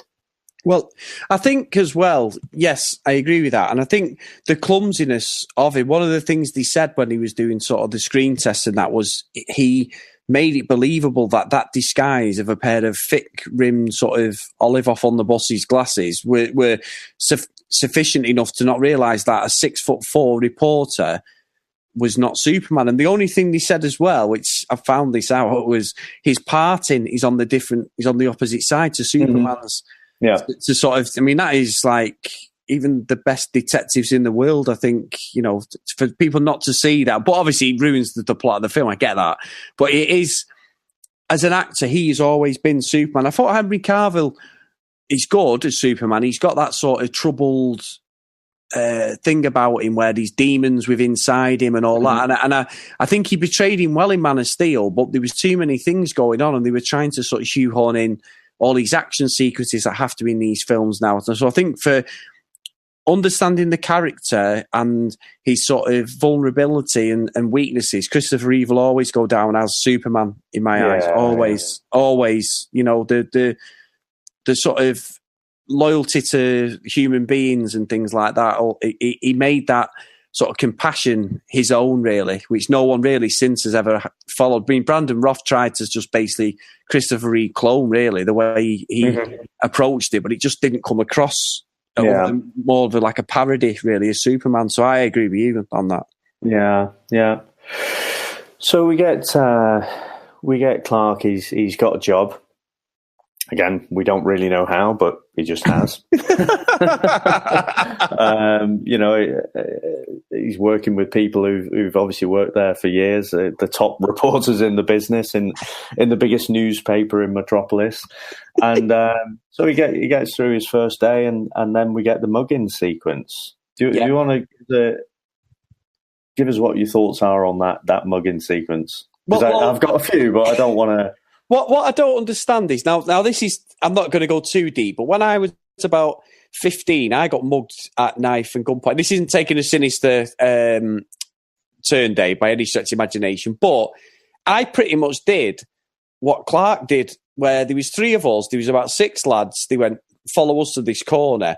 That You guy moved at super speed and caught a bullet in midair. No. I wish I had. Yeah, no. But what I mean is, we could have got away, but like he played the part very well. So when the guy pulls the gun on him, he goes, "Come, you see this curly finger, points the gun, come with me, come here." Well, you're on a main street. Why would you not just run off? The guy's pretty much. So obviously, it ruins the whole sequence of that scene. But the holes in the scene are like weird. But I think Christopher Reeve plays the gormless sort of lying out of the Wizard of Oz. He's got no, no courage or anything. And obviously, Lois Lane's this tough reporter who's been around the block, and she sort of gives him a bit of a kick in to try and get away. And I think that clumsiness and that is what sort of takes people off the scent that he's Superman. So I think it's a good scene, and the way he catches the bullet is funny. But Christopher Reeves, I know height doesn't mean anything, but he's the size of Clark Kent to that little guy who holds him on. You're thinking, come on, mate, at least have a go. I think reading that scene is I can't.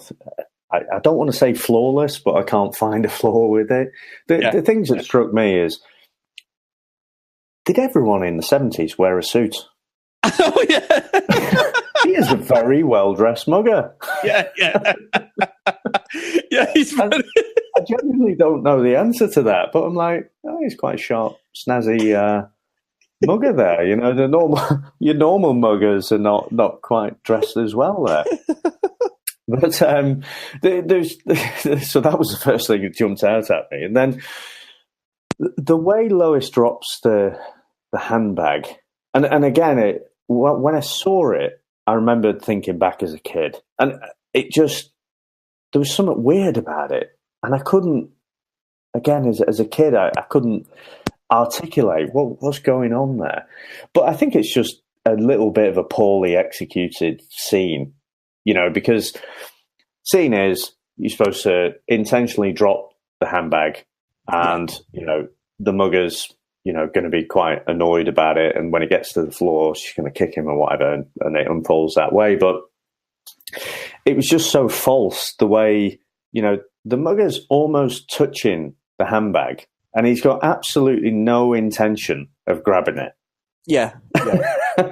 And again, I just thought, for such an expensive movie, how no one spotted that, I'm not sure. But yeah, so she does the let's say brave but stupid thing, So the storytellers are trying to get across to us, she's no shrinking violet. She doesn't. This is a strong woman. But what she does is she kicks the gun. Yeah. And then I think you're supposed to look at, what's Christopher Reeve doing? Well, he's catching a bullet in midair. But I'm looking in the background at what Margot Kidder's doing. Margot Kidder, she kicks the gun out of his hand, or tries to kick it out of his hand, and then just puts her hands up turns around and puts her hands up against the wall in the ultimate kind of possum move, I guess. What are you doing? Again, it's just a weird little thing. It's like, what's going on? Was no one else thinking? Like, all the characters, all the actors are supposed to think, what's my motivation? Would I do? I probably, if anything, if you got to that point and you hadn't really thought it through, you might curl up in a little ball, make yourself small or something like that.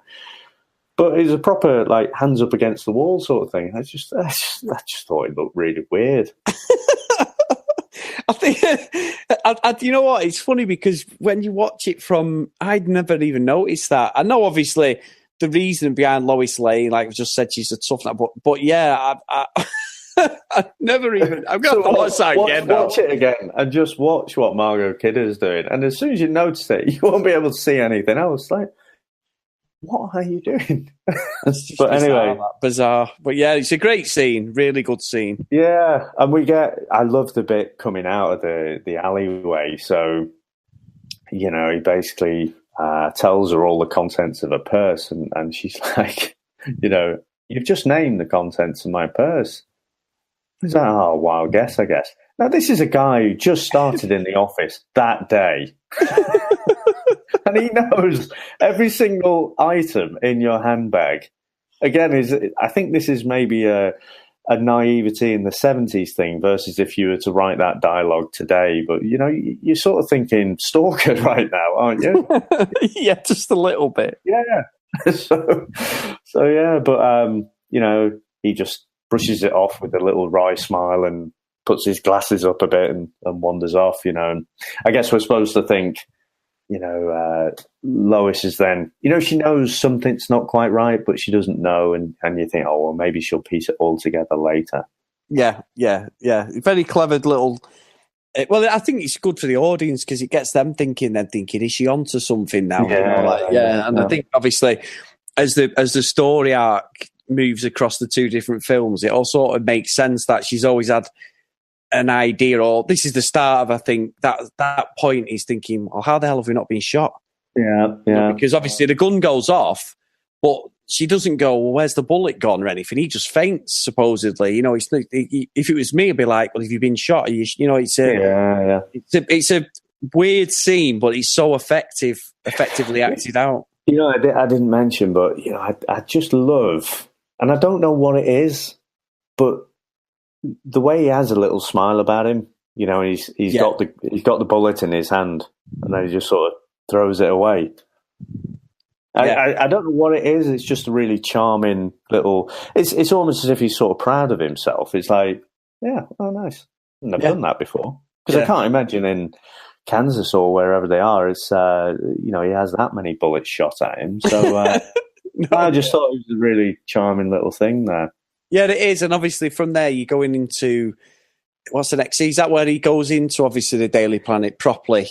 And then... Well, so I think you mentioned it a little bit earlier about some of the slapstick sort of Lex Luthor stuff. And for me, this is the first real kind of tonal shift. I guess at the start we had a bit of sci-fi, and then we had a little bit of, finding yourself sort of story, a coming-of-age story a little bit. And now we get Otis. Oh, gosh, yeah. What I can only describe as a fat guy theme tune. It's It's just very quickly, the tone just shifts into that slightly comedic. But what I tell you, I'd forgot. So you basically have these cops, and they're tracking Otis, and then they speculate between themselves. Well, maybe he'll lead us to Lex Luthor, and so you're thinking he's obviously a big cheese, a grand fromage, and so they're following him. And I'd completely forgotten that Lex completely murders that cop. Yeah, which they don't even see his body, which is a bit bizarre. They just see his hat. It seems that trains have the same effect as like water in The Wizard of Oz, doesn't it? Like they just find his hat. And I'm sure if he got run over by a train, there'd be a few more bits and bobs around, wouldn't there? Not just a hat. Yeah. But, so again, that bit was a bit weird, but absolutely brutal the way he just took him out, I thought. Yeah, he does, and I think it's one of them, innit? It's like Lex Luthor. He doesn't need Otis and obviously Miss Tessmacher, because at the end of the day, I think he's just a lonely man. So that's the way he's portrayed. He's like this criminal mastermind who could basically take over the world without Chris, them. Can you answer me a question? Go on. What is the relationship between Lex and Miss Tessmacher? Well, I would say it was nothing. And what they did was they changed it in the film, but in the deleted scenes, she's his girlfriend, because there's a scene where he's playing the piano and she wraps his arms around her saying, "Why do I hate you and love you so much at the same time?" Which gives you the undertone that they're a couple. Mm-hmm. But then in the film, it's as if she's just someone he's picked up along the way as a sort of criminal henchwoman sort of thing, or somebody he just has around the place. It doesn't really make sense. It's like there's a scene there should have been explained what she was actually doing with him. Yeah, I mean, again, kind of going into it, watched the movie so many times, and it just is. You just accept it. Yeah. And I'm watching it now, and I'm thinking, Otis, obviously a bit stupid, but but someone who's very intelligent can obviously manipulate someone like that to basically do anything he wants. So, okay, I can kind of get Otis. But I think I probably did assume that Miss Tessmacher was his girlfriend, even though, you know, he calls her Miss Tessmacher. Yeah. But he kind of, I don't know, the way she dresses as well, it just came across to me as like it might be more kind of hired help. Yeah. And I think in the deleted scenes, it makes more sense that she was really. Right, There was some sort of relationship there, but I think they decided to cut that out to sort of, I think because of what happens later in the film with Superman, it gives a bit more a bit more meat on the bones to why she did what she did. Because if she was his lover and stuff, why would she then do what she did later in the film with him, if that makes sense? Yeah. That's how I'd read it on some of the articles anyway, and that's why it was cut out of the film. Yeah. That there were a couple. But yeah, it's what's interesting, that scene when Otis is coming through the station, just out of interest, on the tannoy it mentions a station. Well, the station's in reference to when he played Popeye Doyle. Gene Hackman. Really? Yeah. So it's a little Easter egg, that bit. So when he's walking through and he's going on the train, Otis, it comes on the tannoy. And that's like a little one for you there, Dave. But anyway, sorry, carry on. No, it's good. I mean, Hackman, he's just great, isn't he? And I know, so the character from the books, Lex Luthor, you know, he's always been bold, and you know, Hackman, they were trying to get Hackman to either shave his head or wear the old skull cap, and you get a little bit, don't you, at the end, but you know, again, for me, he is just Lex Luthor, and he's got that wonderful kind of, even though it's a bit too comedic at times, that wonderful delivery as well. It's ace. Yeah, sarcasm and you know, these little one-liners and what have you. But I guess the thing again, which I think they could have tried a little bit harder, is to have a better, you know, motivation for the villain. I mean, it reminded me a little bit of, you know, the Star Wars prequels where the first one's all to do with trade blockades and everything. Yeah. You're like, I don't care about that. Yeah. You know, and so he's basically trying to make a killing on real estate. And you're thinking, well, best will in the world. I can't get that excited about that. No. And so we get a little bit of a hint of what he's after in that opening scene with Lex Luthor. But I just thought, I'm sure you could have tried a bit harder for that particular piece. Yeah, I agree. And I think some of the other deleted scenes was he had another henchman, which you don't see in the scenes, but then he's got a lion's lair there, or tigers or something. All right.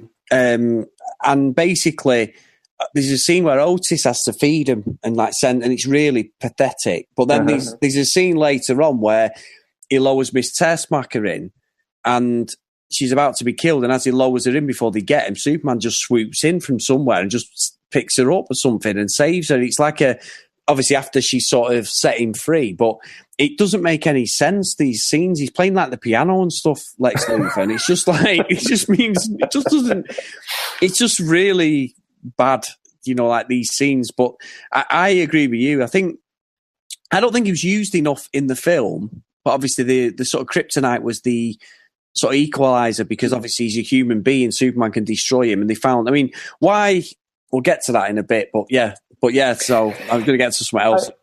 I think you know, and he's definitely that genius level intellectual. So that's how you think you've got this hero that's super strong and can do pretty much everything. So the only antidote to that is to have a villain who's unbelievably intelligent. But I don't think they really got that across, because, you know, to have someone that intelligent surround themselves with idiots, it just didn't really sell it for me.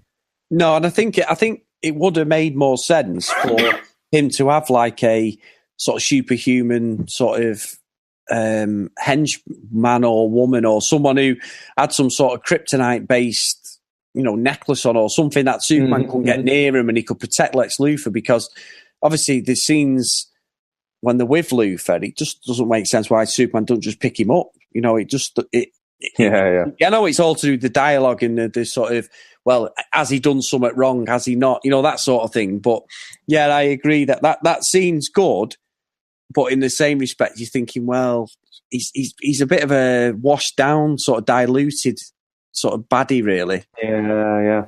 You know, obviously, like you said, it's about him being a criminal mastermind and being an absolute genius, and the fact that his brain can outwit, for a certain part of the film, a superhuman sort of being, I suppose. You know, his sort of intellect is that far advanced that he isn't afraid about someone who can basically rip him limb from limb, sort of thing. So I understand the logic behind it, but because, like you said, it's done in a slapstick sort of way and a bit of a comedy sort of undertone to what they're doing, it does sort of cheapens it, doesn't it? Yeah, it loses a bit of the argument, really. Yeah. But then we get on to, I mean, one of the scenes that, again, involuntarily, right now, even, you know, just I've got the goosebumps coming up on my arms here. So we get the helicopter scene. Oh, iconic, Dave. And again, you know, being the old cynic that I am, I'm not really a cynic, but I just see things slightly differently. But the whole helicopter thing went south pretty quickly, didn't it? Yeah. I wasn't sure it was really earned, you know, but the plot needed a bit of peril. So, you know, we have this chain of events, which was a little bit Final Destination in the way it unfolded. But I love the way, so again, you know, you go back through the decades and Superman used to get changed in the old phone booth, and Clark walks up to a phone booth and it's kind of half a phone booth. You know, it's not an actual full one. So he's like, oh, I can't get changed in there. So he goes around the old revolving doors, and then, you know, you don't quite know what's he done with his clothes. I'm not sure, but anyway, we don't care. He ends up as Superman, and we get the black fella, don't we? Hey, that's an outfit, you know. Yeah. And he flies up, you know, and he catches Lois first, doesn't she? You know. Yeah. So, and then you get that line, and what is it now? He's like, I've got you. Yeah. You've got me. Who's got you? Yeah. You know, and again, just really cheesy, really obvious, but just love it, you know, and I'd loved it when I was watching it back. And then, of course, he catches the helicopter. And again, I'm kind of thinking, surely if the helicopter had fallen that far, you couldn't just catch it by the leg. You know, just...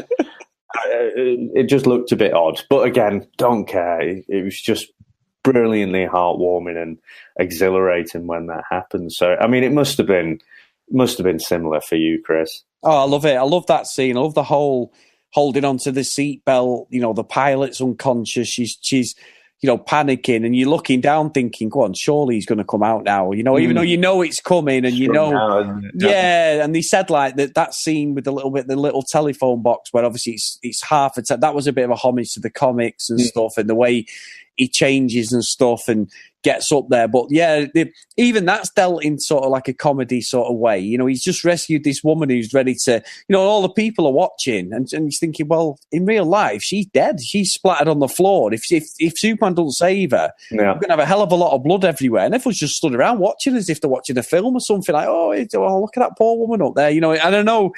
It's all builds to the excitement and obviously the age it was filmed in and that, but it does, you're sort of thinking, he catches with one hand, he catches the helicopter with another, and then he's looking like the what's his name, the pilot goes, get this man medical attention or whatever it is. And but then he just seems to open up the floodgates, because he just goes on a spree then of just rescuing everything, you know. And one thing I noticed, that the next scene is obviously that sort of cat burglar who's, and it's not to skate over that scene, because the helicopter scene's iconic in Superman, and it sort of makes the start of the second one of who he is and stuff. But that scene where that guy's the cat burglar, and then you've got the bloke sat in the office chair, haven't you? Well, that guy who sort of looks behind, you know, when the cat burglar's on and Superman stood up, well, that's actually filmed where Christopher Reeve and obviously the cat burglar guy are on a normal level, a normal plane. Well, the guy in the office, he's actually upside down. Oh, really? Strapped in, yeah. to give it that effect. It's just a random thing, but it does. I just found that really bizarre that all of a sudden it was like the floodgates had opened and he just went around rescuing people. It was just like a heroic montage, wasn't it, of just all these heroic feats. But that standing on the side of the skyscraper, did that not remind you of anything else? Batman. Yeah. As soon as I saw it, I thought Batman 66. Old. They're very clearly just walking along, and they've just tilted the camera to the side. Yeah, and they've just. As soon as I saw it, it's like, it's Batman.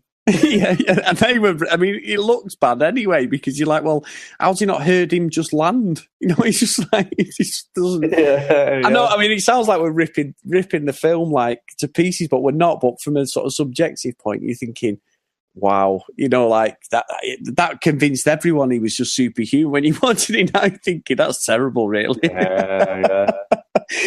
As a CGI, I mean, I must admit, from that point, it builds up very nicely. But then the next part of the film, which is obviously towards the end, it sort of just happens so quickly, doesn't it? I mean, what's the next bit you were going to mention, Dave? From there, so. I think we get a little bit in Lex's lair and, a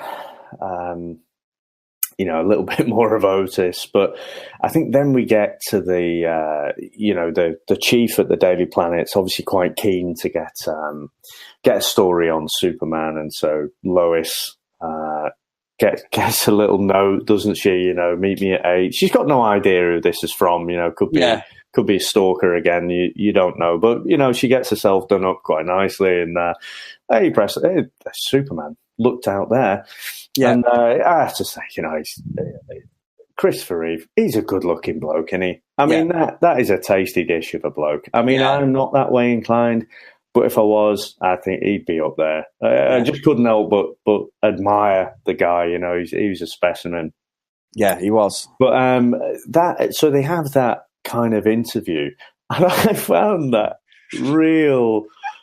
found everything about it really cringeworthy. It felt to me like I was watching The Office or something. Just you've got the little cheeky boy smile when she's saying about, do you have a girlfriend? And he's like, no, but you'd be the first to know, cheeky little smile behind. And then she's like, what colour underwear am I wearing?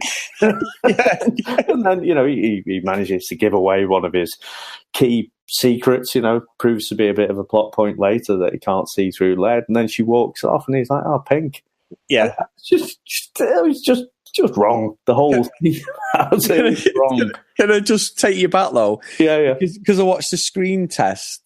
One of the worst, there's 2 bits of dialogue in that which are absolutely horrendous, is when she first sits down with him, she says, so, do you have normal bodily functions? Do you want me to tell you when I go to the toilet or something? And she's like, well, do you eat? And I'm like, and I watched the screen test, and the more I watched the 5 or 6 different actresses say the same line, I'm thinking, that is just the most bizarre comment to come out of a film, especially in the 70s. Like now you can get away with a bit of toilet humour, but I'm thinking, what? It's an open-ended question. He could have said, well, I'm quite regular, actually. I have a high-fibre diet. I go at 8 o'clock every morning. It just didn't, it really was just a real bad piece of sort of dialogue that I was thinking, it was just so random. And then he says as well, she says, so, have you got a name? And he just says, what, like Ralph? I'm thinking, where the hell does that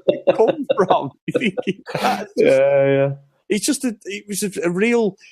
was because it was using the screen test in like, say, 76 or 77. They just kept it in and it just was real strange.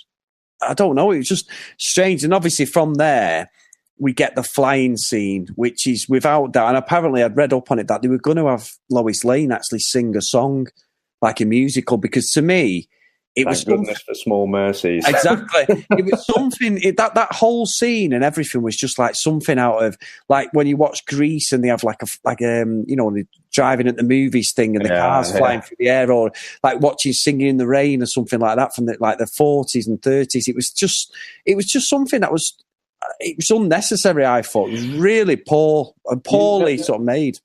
Until you said that, what I was thinking was I can't think of anything worse that they could put in there than weird Lois Lane poetry. Yeah. Until you just said they were thinking of putting a song in there. Honestly. But it's just really weird. And I guess that might be a little bit of a relic of the 70s, can't mind it? You know, can you read my mind? Yeah. I don't know who you are, a friend from another star, or whatever it says. And then it reminded me of the old Airplane movies. Yeah. Do you remember when, you know, there's that internal dialogue, but you have to blatantly tell the audience what they're thinking, you know? Jeff never has a second cup of coffee, you know? Yeah.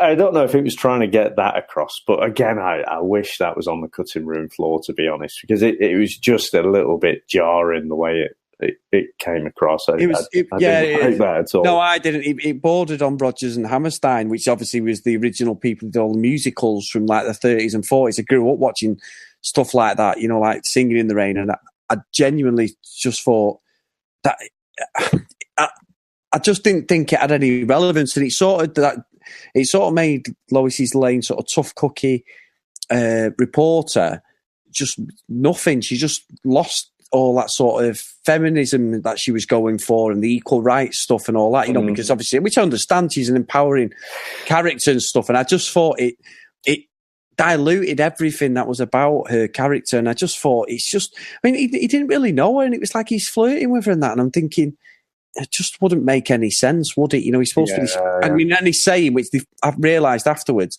reading it was a very clever line they wanted to keep in, was the line when he says, "I never lie." They were saying, well, yeah, you may never lie, but he's lying who he is. So it sort of was like a bit of a double standard, but they threw that in on purpose as a sort of play on the character. Yeah, that's interesting. That I never thought that, but when he said that, I thought, oh, here we go, we're going to get a robot Star Trek logical conundrum coming up here. Where, it did jump out to me, that line, but I wasn't really sure what it was there to accept. Yeah. Other than, you know, he is whiter than white, isn't he? Yeah. It's clever. It's one of them scenes where if I wasn't doing it for what we're doing now, I'd have fast forwarded it, because I would have just gone, no, I'm not watching this, because it's a real... I don't do that very often in films, but it's one of them scenes where it's beyond cringe and you're thinking, I can't go through this. It's just the whole... It had no bearing on the film, really. And then, obviously, why you would give away... I obviously understand because of the film. There wouldn't be much of a film if you didn't say, well, actually, I can't see through lead. But let's leave it there. I'll just give a reporter all my secrets. Exactly. What could possibly go wrong? I guess there were two reasons to keep that scene in. Yes. There's one, so he gives up all his secrets, so Lex has got some ammunition. Yep. And then the second one is to give that moment near the end. So, spoilers. You know, did we say spoilers at the beginning for this 30-year-old movie? We probably didn't, but... No. But spoilers anyway. But, you know, to give that, you know, meaning, you know, that he does have these, you know, very, very quickly developed feelings for Lois. But yeah, not my favourite scene there. No. So then we're back very quickly then to Lex's lair again. And, you know, I had to rewind this scene back a few times because as a kid, I just didn't get, how did Lex figure out that he needed this little green bit of rock, this little green meteor, and it would have an adverse effect on Superman? And I thought, you know what? I'm an adult now. I can understand this dialogue. I rewound it back about 5 times and I just didn't get it. I just couldn't get. And then I thought, you know what? I'm just overthinking this. It just is. Yeah. It's like later when he knows that Superman can hear on this particular frequency. Yeah. I started to think about it. No, Dave, stop. Just, it is. Yeah. But yeah, so he seems to, he very quickly deduces that, you know, kryptonite would be have this adverse effect on Superman. So I think rather than overthink it, I'll just scooch on past that bit. Yeah, next. Yeah. So then, and again, I think rewatching it, I got a little bit confused about what exactly they were trying to do with the military. Holding up the military in the next scene. Yeah. So obviously they get Miss Tessmacher to pretend she's had a car accident. We see what looks like a very expensive car roll in there, and then she's just laid down in a kind of Marilyn Monroe type wig and a very slinky red dress. I have no complaints over that, by the way. But anyway, so these Miss Tessmacher really created a lot of feelings that young Dave watching this in the early 80s didn't understand, quite honestly. Yeah. But I tell you, how do I put this? Again, what I was saying about with one of the previous scenes being a little bit cringeworthy before, this is that, but dialed up to 11. But really on the lecherous scale, I just couldn't actually believe what I was seeing. So essentially, Miss Tessmacher's lay down there unconscious, and the young kind of junior, I want to say privates, whatever they are, sort of saying to the general, the leader of the group, what should we do with her? And he takes a bit of a lick at the lips, and then he goes, maybe a chest massage first.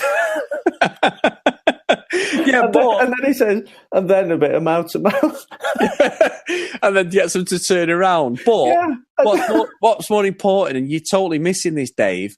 That great man was actually was at the start of him playing J.R. Ewing, because that's Larry Hagman. So I recognised him. Yeah, so he's thinking, hang on a minute, I'm getting in character already before I get to South Fork. Let's just go for it now. And I must admit, the fact that you talked about Batman before, that whole sequence, that two guys and a woman can just hold up, and then 12 to 15 soldiers or Navy guys like minions are just going to walk into a group to look at someone while they've got a nuclear warhead behind them. And the next minute, that whole sequence happens. He obviously gives a CPR and obviously gets on Operation UT's What Most Wanted list after that section. But general, he's a bit great. He basically just assaults the woman. Yeah. She doesn't say anything, but then he sets the coordinates wrong, Otis. He says, no, his arm isn't long enough. Yeah, and it's something like it's 1 and 7 or it's 11 and 7, sorry. And then they just from nowhere leap in front, and they've got this massive trailer with a caravan on, and they're in front of another nuke. And I'm thinking, it's just no. I mean, what are they? Are they got superpowers now? Can they fly across like America or something? It just didn't make any logical sense. And again, all the soldiers, barring one guy who looked from Miss Tessmacher's, obviously climbing on the side of a bridge in the same slinky outfit with the same wig on, which there's no need for her to wear the wig because they don't see her, but she's kept the wig on anyway, just for character purposes. Yeah. And then she just adjusts this warhead, and I'm thinking, even the most fantasy of fantasy things and taking away the reality of like a cartoon, they'd still be a bit more realistic sort of reason this caravan thing turns up on a trailer, and every single man and dog gets out of the cars, tanks, whatever they're in, and just goes, let's chat with these two guys. It's just like, come on. It's bizarre, isn't it? Yeah, it's a strange. But it goes on the sort of comedy.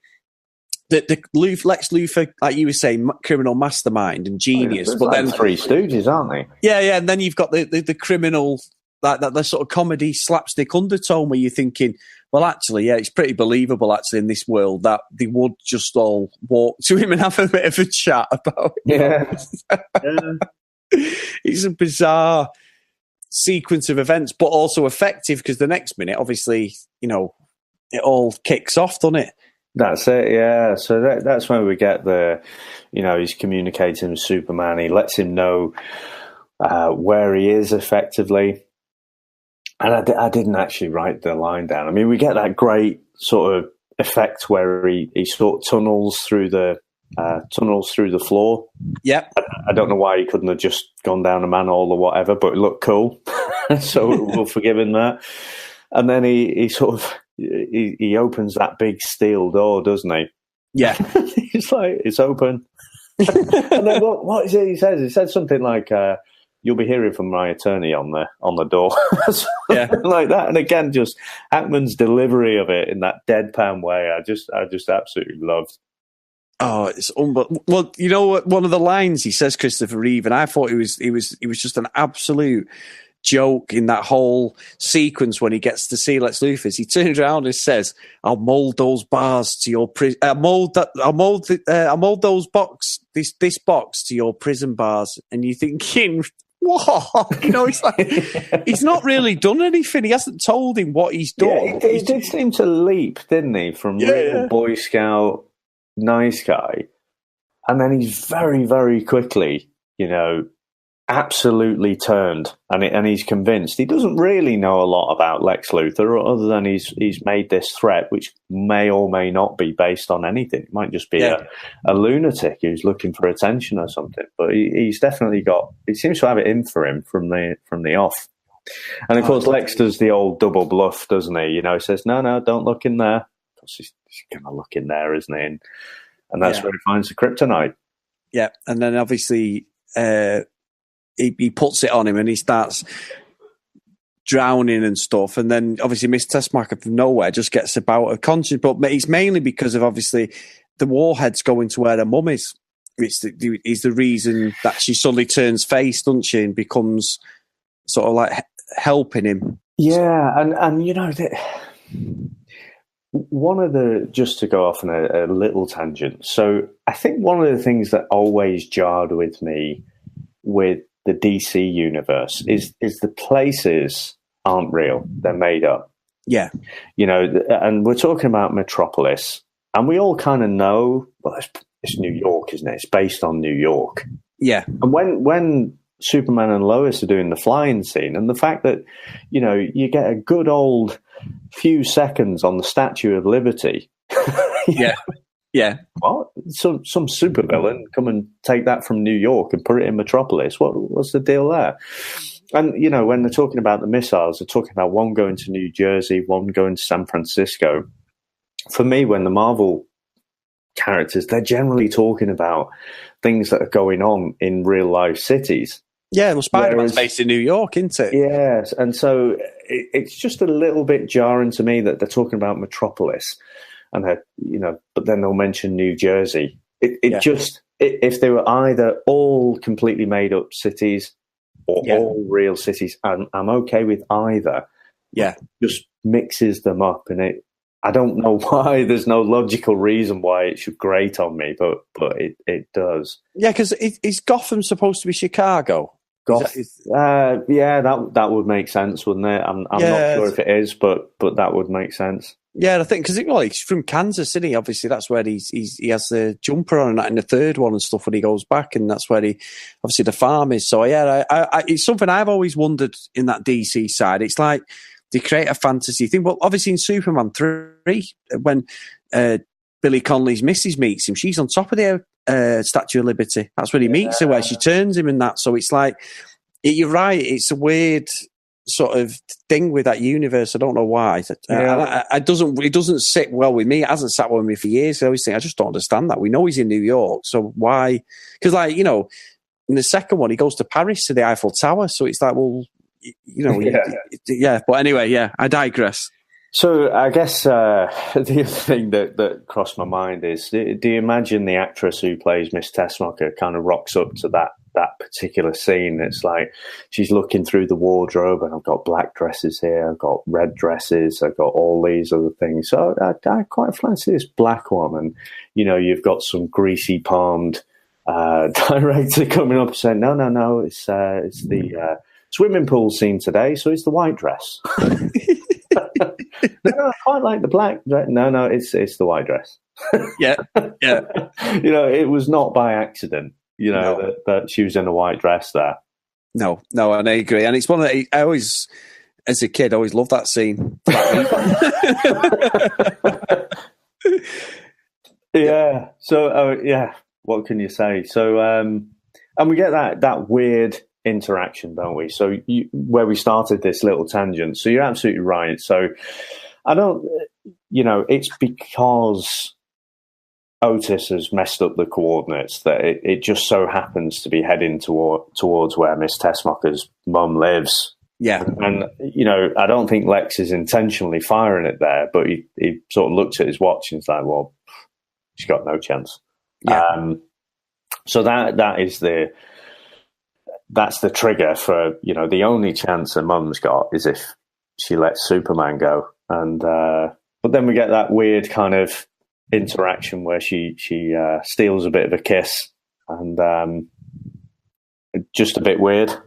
I'm not sure was necessary at all. There was already a motivation there, wasn't there, to free him? But I guess they just decided to create that. It's not really a love interest, but just a little bit of passion in the scene, I guess. Well, that's what I was saying about that deleted scene. The thing is, when he's going to lower Miss Tessmacher down to sort of his lions or his babies, as he calls them, which obviously lions are tigers going off the sort of roar. Mm-hmm. When he rescues her, it's the first thing he says, Superman, he gets up and goes, I've rescued her. And she's like, yeah, like you've rescued my mother. You rescued my mother, because obviously okay. that would have, the scene is terrible, but it's also, it would make more sense like to what the whole thing of her doing, because to be fair, other than when I watched it this time, I'd never realised that's why he rescued her. Why she rescued him. I just thought she had about her conscience, because you forget these things. And it was only when I was reading up properly thinking, they don't really explain it very well. It's just sort of like, well, she saves him because of her mum, but you're not really thinking that. I must admit, it was only on this rewatch that I picked up that. Me too. That's why she did it. I think as a kid, I think I just thought she fancied him.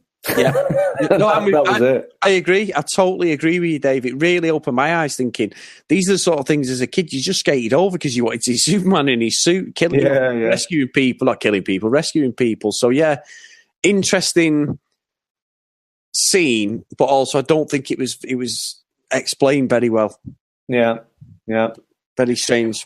I tell you, so she lets him go, and she makes him promise, and of course he said that he doesn't lie, and she knows. So before she takes the kryptonite off, she makes him promise that she'll go to New Jersey first and stop that missile, even though he's pretty blatantly, I want to go and save Jimmy and Lois over on the west coast of the US. Yeah. So he goes off there and what have you. And the thing that jumped out at me, did you notice who the guy who was working the radar was? No. It was Cliff from Cheers. You must have watched Cheers. Oh, yeah. Mr. Potato Head, our Toy Story. Yeah, exactly. Yeah. So I thought, well, I'm not surprised he's in the bar most of the time. I imagine that's a pretty stressful job. But yeah, I thought that was pretty funny. And again, just unfortunately, it took me out of the story a little bit. He's in the second one, Cliff.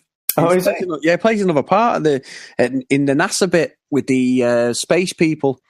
He's definitely in the second one when they're talking, and that woman's going, "It's a girl." He goes, "I thought she said it's a curl." He goes, "No, a girl." When they're on the moon, right. General Zod. But yeah, he's in the second one, because one of the voices I picked up on it this time was after you'd said about Christopher Reeve doing the voice of the young Clark Kent. Christopher Reeve does the radio guy when they play the radios, the helicopters crashing. Mm-hmm. He's the radio guy, the air traffic control guy, and also he's the voice of one of the NASA guys when they're setting off their warheads, or the Army guys. Because I was listening to it thinking, I had my earphones on thinking, that's Christopher Reeve, that. And he was putting on a bit of a more southern drawl, but it was definitely him. And he says it in the Easter egg stuff that he was like putting on different voices, is like in the comms guys, which is right. Different parts of the film. Weird. That's cool. So yeah, we get Jimmy. The missile hits on the west coast side, doesn't it? So the one that was supposed to hit, Lex didn't really care where the other one went, just as long as it kept Superman occupied. Yeah. But for his real estate scam, he really needed that one on the west coast. And Jimmy is really close to the end of the Hoover Dam. And obviously he ends up in peril because he's nearly falling off the end. And I'm thinking, how have these people survived life before Superman? Yeah. So he gets to save, and, Superman is trying to hold up the earth, isn't he? He's trying to stop those tectonic plates from shifting. And so you get the under the ground scene and everything. But then who he can't actually save is Lois. And that's quite a brutal scene, actually, where Lois is effectively drowning in soil, isn't it? And again, that was a scene that was supposed to be in the second one. Right, It wasn't supposed to be used in the first one, but it was something that, because of the cost and because costs were spiraling so much, they used it in that scene. And then it wasn't supposed to, that time lapse thing, which we see next, obviously, when she dies, because it is a very powerful scene. It's probably the most serious part of the film, to be fair. And it makes more sense to do what he's done, but then he's only gone back so far with, it's sort of, and that's why I think it didn't really cross over. It saves a life, but it doesn't really explain everything else other than he goes to Dingy. I know, obviously, I'm going towards the end of the film, but it was the most expensive special effects scene in any film of its time, and that's why they didn't want to waste it on the second, so they brought it forward. And what they were saying was, they then decided to sort of kill Lois off, but Lois was still going to be dead going into the second film, and something was going to happen where he moved backwards in time again, and he saved her. But obviously it worked. I think it worked well for what it was. If you say, like you were saying about the overthinking thing, if you overthink it, you're like, well, that doesn't make any sense. You take it for what it is. He sort of saved her. Yeah, absolutely. I think, although even young Dave watching this was like, so if the Earth spins the other way, time goes backwards? That doesn't seem right. Yeah. And again, like you said, just go past it. Yeah, I had to, because I've been sat here for ages trying to explain that, and I can't. It's very simple, isn't it? It just doesn't make sense. But what also doesn't make sense is the fact that he's not quick enough to find both missiles, and yet he's quick enough to go around the Earth several times a second. So I think it is a cool effect. And again, I think the emotion that kind of comes out of that scene, it is quite a choking a scene, isn't it? Leading up to, spinning around the Earth and making time go backwards. And of course, you've got Jor-El, his dad, saying, you must not interfere with the human's life. And he's beyond that point. He's like, nope, I'm my own man. I'm doing this. So no, just forget the physics bit. Yeah, it was pretty awesome. Yeah, and I think it leads well into sort of the end of the film, really, why doing that. It sort of puts the full stop on everything. And I was sort of content watching it then, thinking, I've gone through the film, I've sort of tore it apart as we've discussed it as well, but then it sort of has a nice happy ending, which sort of everyone goes home from the cinema, or obviously. Although so I can park almost everything. Right? Yeah. Almost. I can stop overthinking most things. What actually happens to the missile? That's what I was saying before. I just forgot about that, because I think, did he go and disarm them? There's just no. I think we'll just assume it happened off camera, it's, again, I'd never picked up on it, but just on a rewatch, I'm like, right, okay, so you've put back time. Right, and I guess we've watched a lot more time travel based movies and TV now, haven't we? So we're used to these kind of paradoxes, and then you go back, you have a second chance, but you have to start again from where you were before. Yeah, and it was just on a rewatch, and I thought, well, hang about. Yeah, if he's put time backwards, then he's got to chase down that second missile and stop it hitting in the first place. So we'll just assume that happened off camera, shall we? I think that's the only way you can do. I think it like you say, it's sort of feel good ending, and obviously these other things happen. Like one of the things with Lex Luthor is Gene Hackman didn't want to shave his hair off, as you said. So the last scene is the only scene he wore a skull cap, because all the other times he's got a supposed wig on, he hasn't. It's actually his real hair, and they actually fluffed his hair up or they dyed it. Because he didn't want to wear a wig, even though it implies he's wearing wigs and it's his hair in his bed in some of the other scenes. Right, yeah. It's actually his real hair. And you can tell that when he's got the brown hair and it's all fluffed up, because that is obviously, he's going bald then, but it is his real hair, and he wouldn't do it, sort of thing. So it's a great ending, and the fact that it's basically a mishmash of two films that have been left on the cutting floor.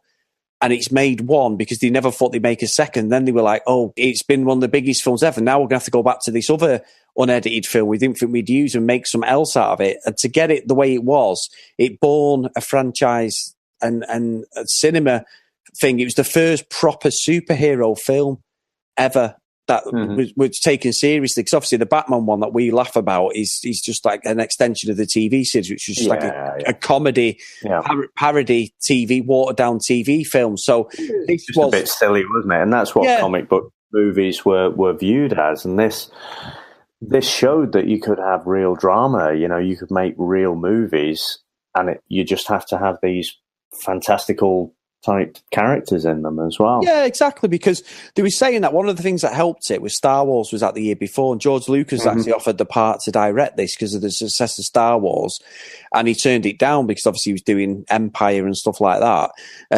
But it did, Star Wars helped that sort of fantasy side of things where people were sort of happy to take a step back and go, you know what, it's actually a good film, this. And that's why a lot of the actors didn't touch it, because they didn't think there was any legs in this, because they were seen as a joke superhero films. But I thoroughly enjoyed it. I mean, as you've watched it, and we've discussed it at length, what would you give it as a review now, Dave? If you were, I'll answer that in a second. I just want to ask one last question. Yeah. Right. So so Superman, he saved the day, and he takes Lex and Otis to prison. Yeah. Where's Miss Tessmacher?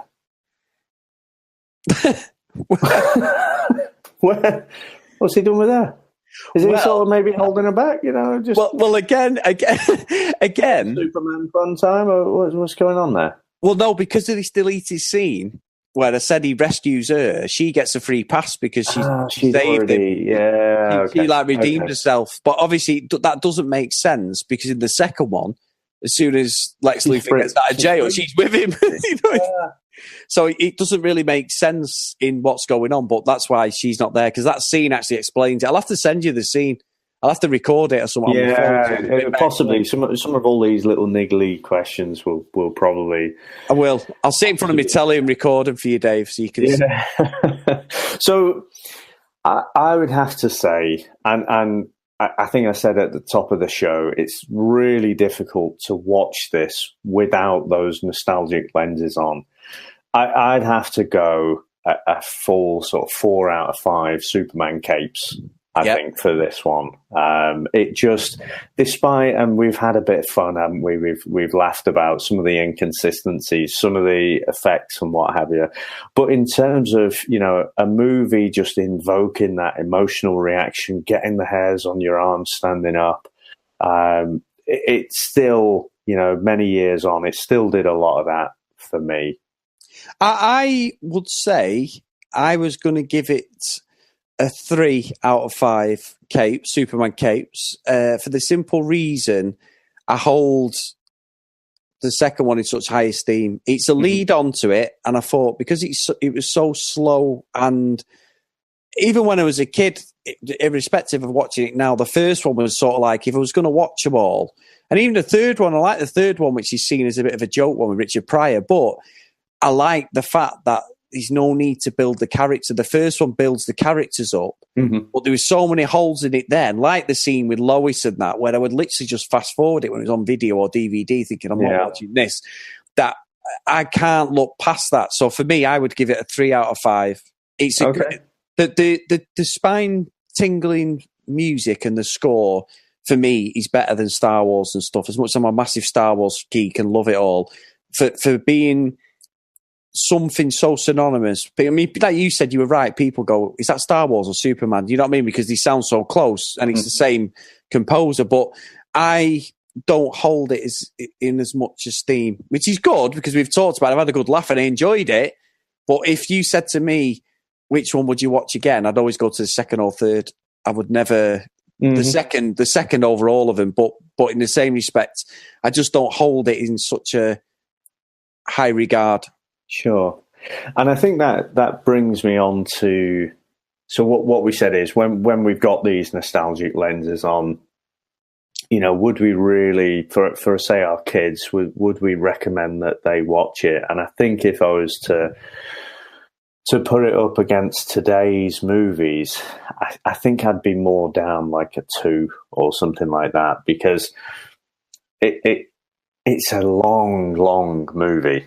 And a lot of the things that you've said about the 2 and 1 being made together and swapping some of the parts and the scenes from between kind of make it, they make sense to me, because some of it just is a little bit disjointed and clunky. Yeah. And so I don't know. I don't think my kids, quite honestly, would sit down and watch it. Whereas I think I haven't tried them with the second one. I think we watched the third one, but that's because it is just really quite funny. I mean, you had Richard Pryor at the top of his game there. Yeah. But yeah, for today, I don't really think it stands up that well. But that's to take absolutely nothing away from Christopher Reeve, who again, rewatching it now, just it's such a tragedy what happened to him. But it's, you know, my admiration for him as that actor is just through the roof. I can't speak high enough of him. And like I say, all the other guys who've played Superman since, for me, have not pulled off the duality of the character, that Clark Kent and the Superman, quite as well as he has. No, and I will, hand on heart, say that despite the heavyweights he had round him, because going into Superman, he'd only ever done one film and a TV soap in America. So he was plucked from the wilderness, but his sort of vulnerability and haphazard clumsiness, which was obviously to distract the viewer, me, you, whoever, from the fact that he is in disguise, and we know he's in disguise, but it does add a bit of validity to the fact that these glasses hide him from the fact that he's Superman. So he made it convincing, whereas all the others who have played him since, it's pretty obvious that they've just got a set of glasses on. You know what I mean? You can tell, and I know it sounds daft, but he stands everything. He holds himself differently when he's Superman. He talks differently slightly. You know, it's not a Christian. It's not a Christian Bale Batman job. You know, like that. But you know, I can't wait till we get to those. Oh, I love them. They're some of my favourites. But in the same respect, it does, and I totally agree with you. And he deserved an Oscar for playing Clark Kent in that film, and then probably the second as well. Just for his range of acting. It's very hard to play straight in comedy in literally one scene. And one little Easter egg I'll leave you with, Dave. You know the scene where he flies with Lois and then he lands and he's at her flat, and then he takes off and Clark Kent comes to the door. Oh, yeah. Well, how they filmed that was they wanted it to be real time because they couldn't do it where they clicked two things together because of Margot Kidder.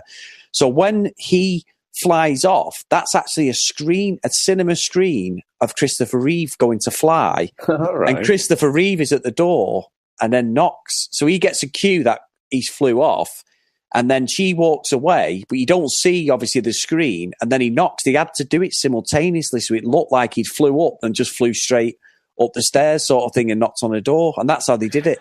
That's really interesting, because my first thought to that is, why would you bother? I mean, so the reason they would bother is they obviously felt that would give it that real, that sense of real time. I'm sure they could have achieved it, just through editing. But no, that's brilliant. I love little stories like that where they've just, to squeeze out that extra 0.1%, they'll go to great lengths. And rather than just editing it together, they've decided to set up this whole screen and whatever. Brilliant. I mean, I'll give you two more little bits of Easter egg before we finish.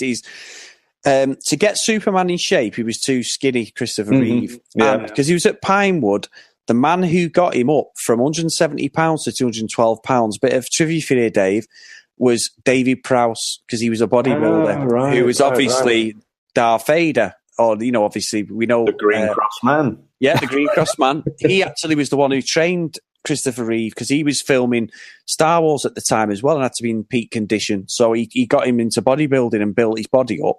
And then another quick one was Roger Moore was filming James Bond at the time there when they did Superman. And they said when he used to come into the canteen dressed as Clark Kent, no one used to bother with Christopher Reeve.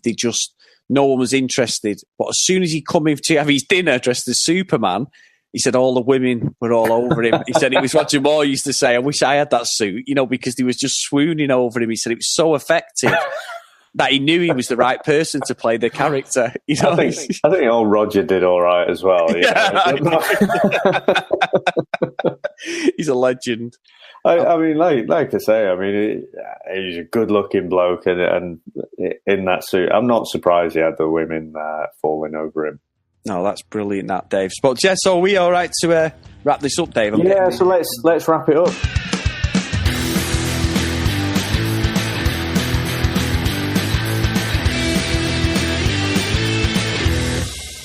So, Chris, have you got any plugs for us for this week? Yeah, obviously myself and yourself do our separate podcast, which is why this has come to fruition. You can catch me on Twitter at The Contextual World or Contextual Podcast. I've got two aliases, which is a bit bizarre, but they're both leading to the same thing. And I have a sort of bi-weekly podcast called The Contextual Podcast where I talk about gaming, UFC, a bit of UFC MMA-based football, WWE, anything really. It is a bit explicit, so, be warned. And then I have a YouTube channel, which obviously Dave has been on episode 31. He was on last week talking about his gaming timeline. So, yeah, that's where you can catch me most days. All right, yourself, Dave? Yeah, so we've just released our fifth episode for the Grassroots Coachcast. So that's all about grassroots coaching of football or soccer if you're in the US. And so we've talked about we're going through the course, the FA course that we have there. It's called Level 1. And so we're talking a little bit about how we found that day 2 and the different experiences that myself and my co-host there have had. And we also took a retro look back at the 1992 championship winning Leeds side as well. So talked about some interesting characters and players there. And if you wanted to email the show, you could get in touch with us at grassrootscoachcast@gmail.com. We're also at Twitter at grootscoachcast. That's great, that, Dave. So me and Dave are going to put our heads together for episode 2, and we'll be promoting this and putting it out on social media with what, where you can catch us, things like that. Get following us, subscribing, leave us some reviews on iTunes, Dave, and take the 5-star reviews or whatever if you feel it warrants. And then we will be announcing what film we're going to be reviewing for the next episode.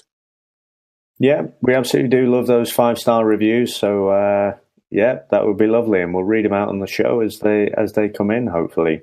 No, it's been great, Dave. And obviously, as we go each week, we're going to, go more in depth on some of the things as well. I just hope that this is giving you our slant on Superman. You've enjoyed it because we've both enjoyed it. I've really enjoyed researching on it properly and finding out that basically, as I've said a few times tonight, that this film wouldn't have been born basically out of there's a lot of roadblocks in front of it, and somehow it became a masterpiece, which is quite unbelievable. So, and like we say, created that template, that blueprint for the hero origin story. So yeah, exactly, absolutely seminal, iconic film.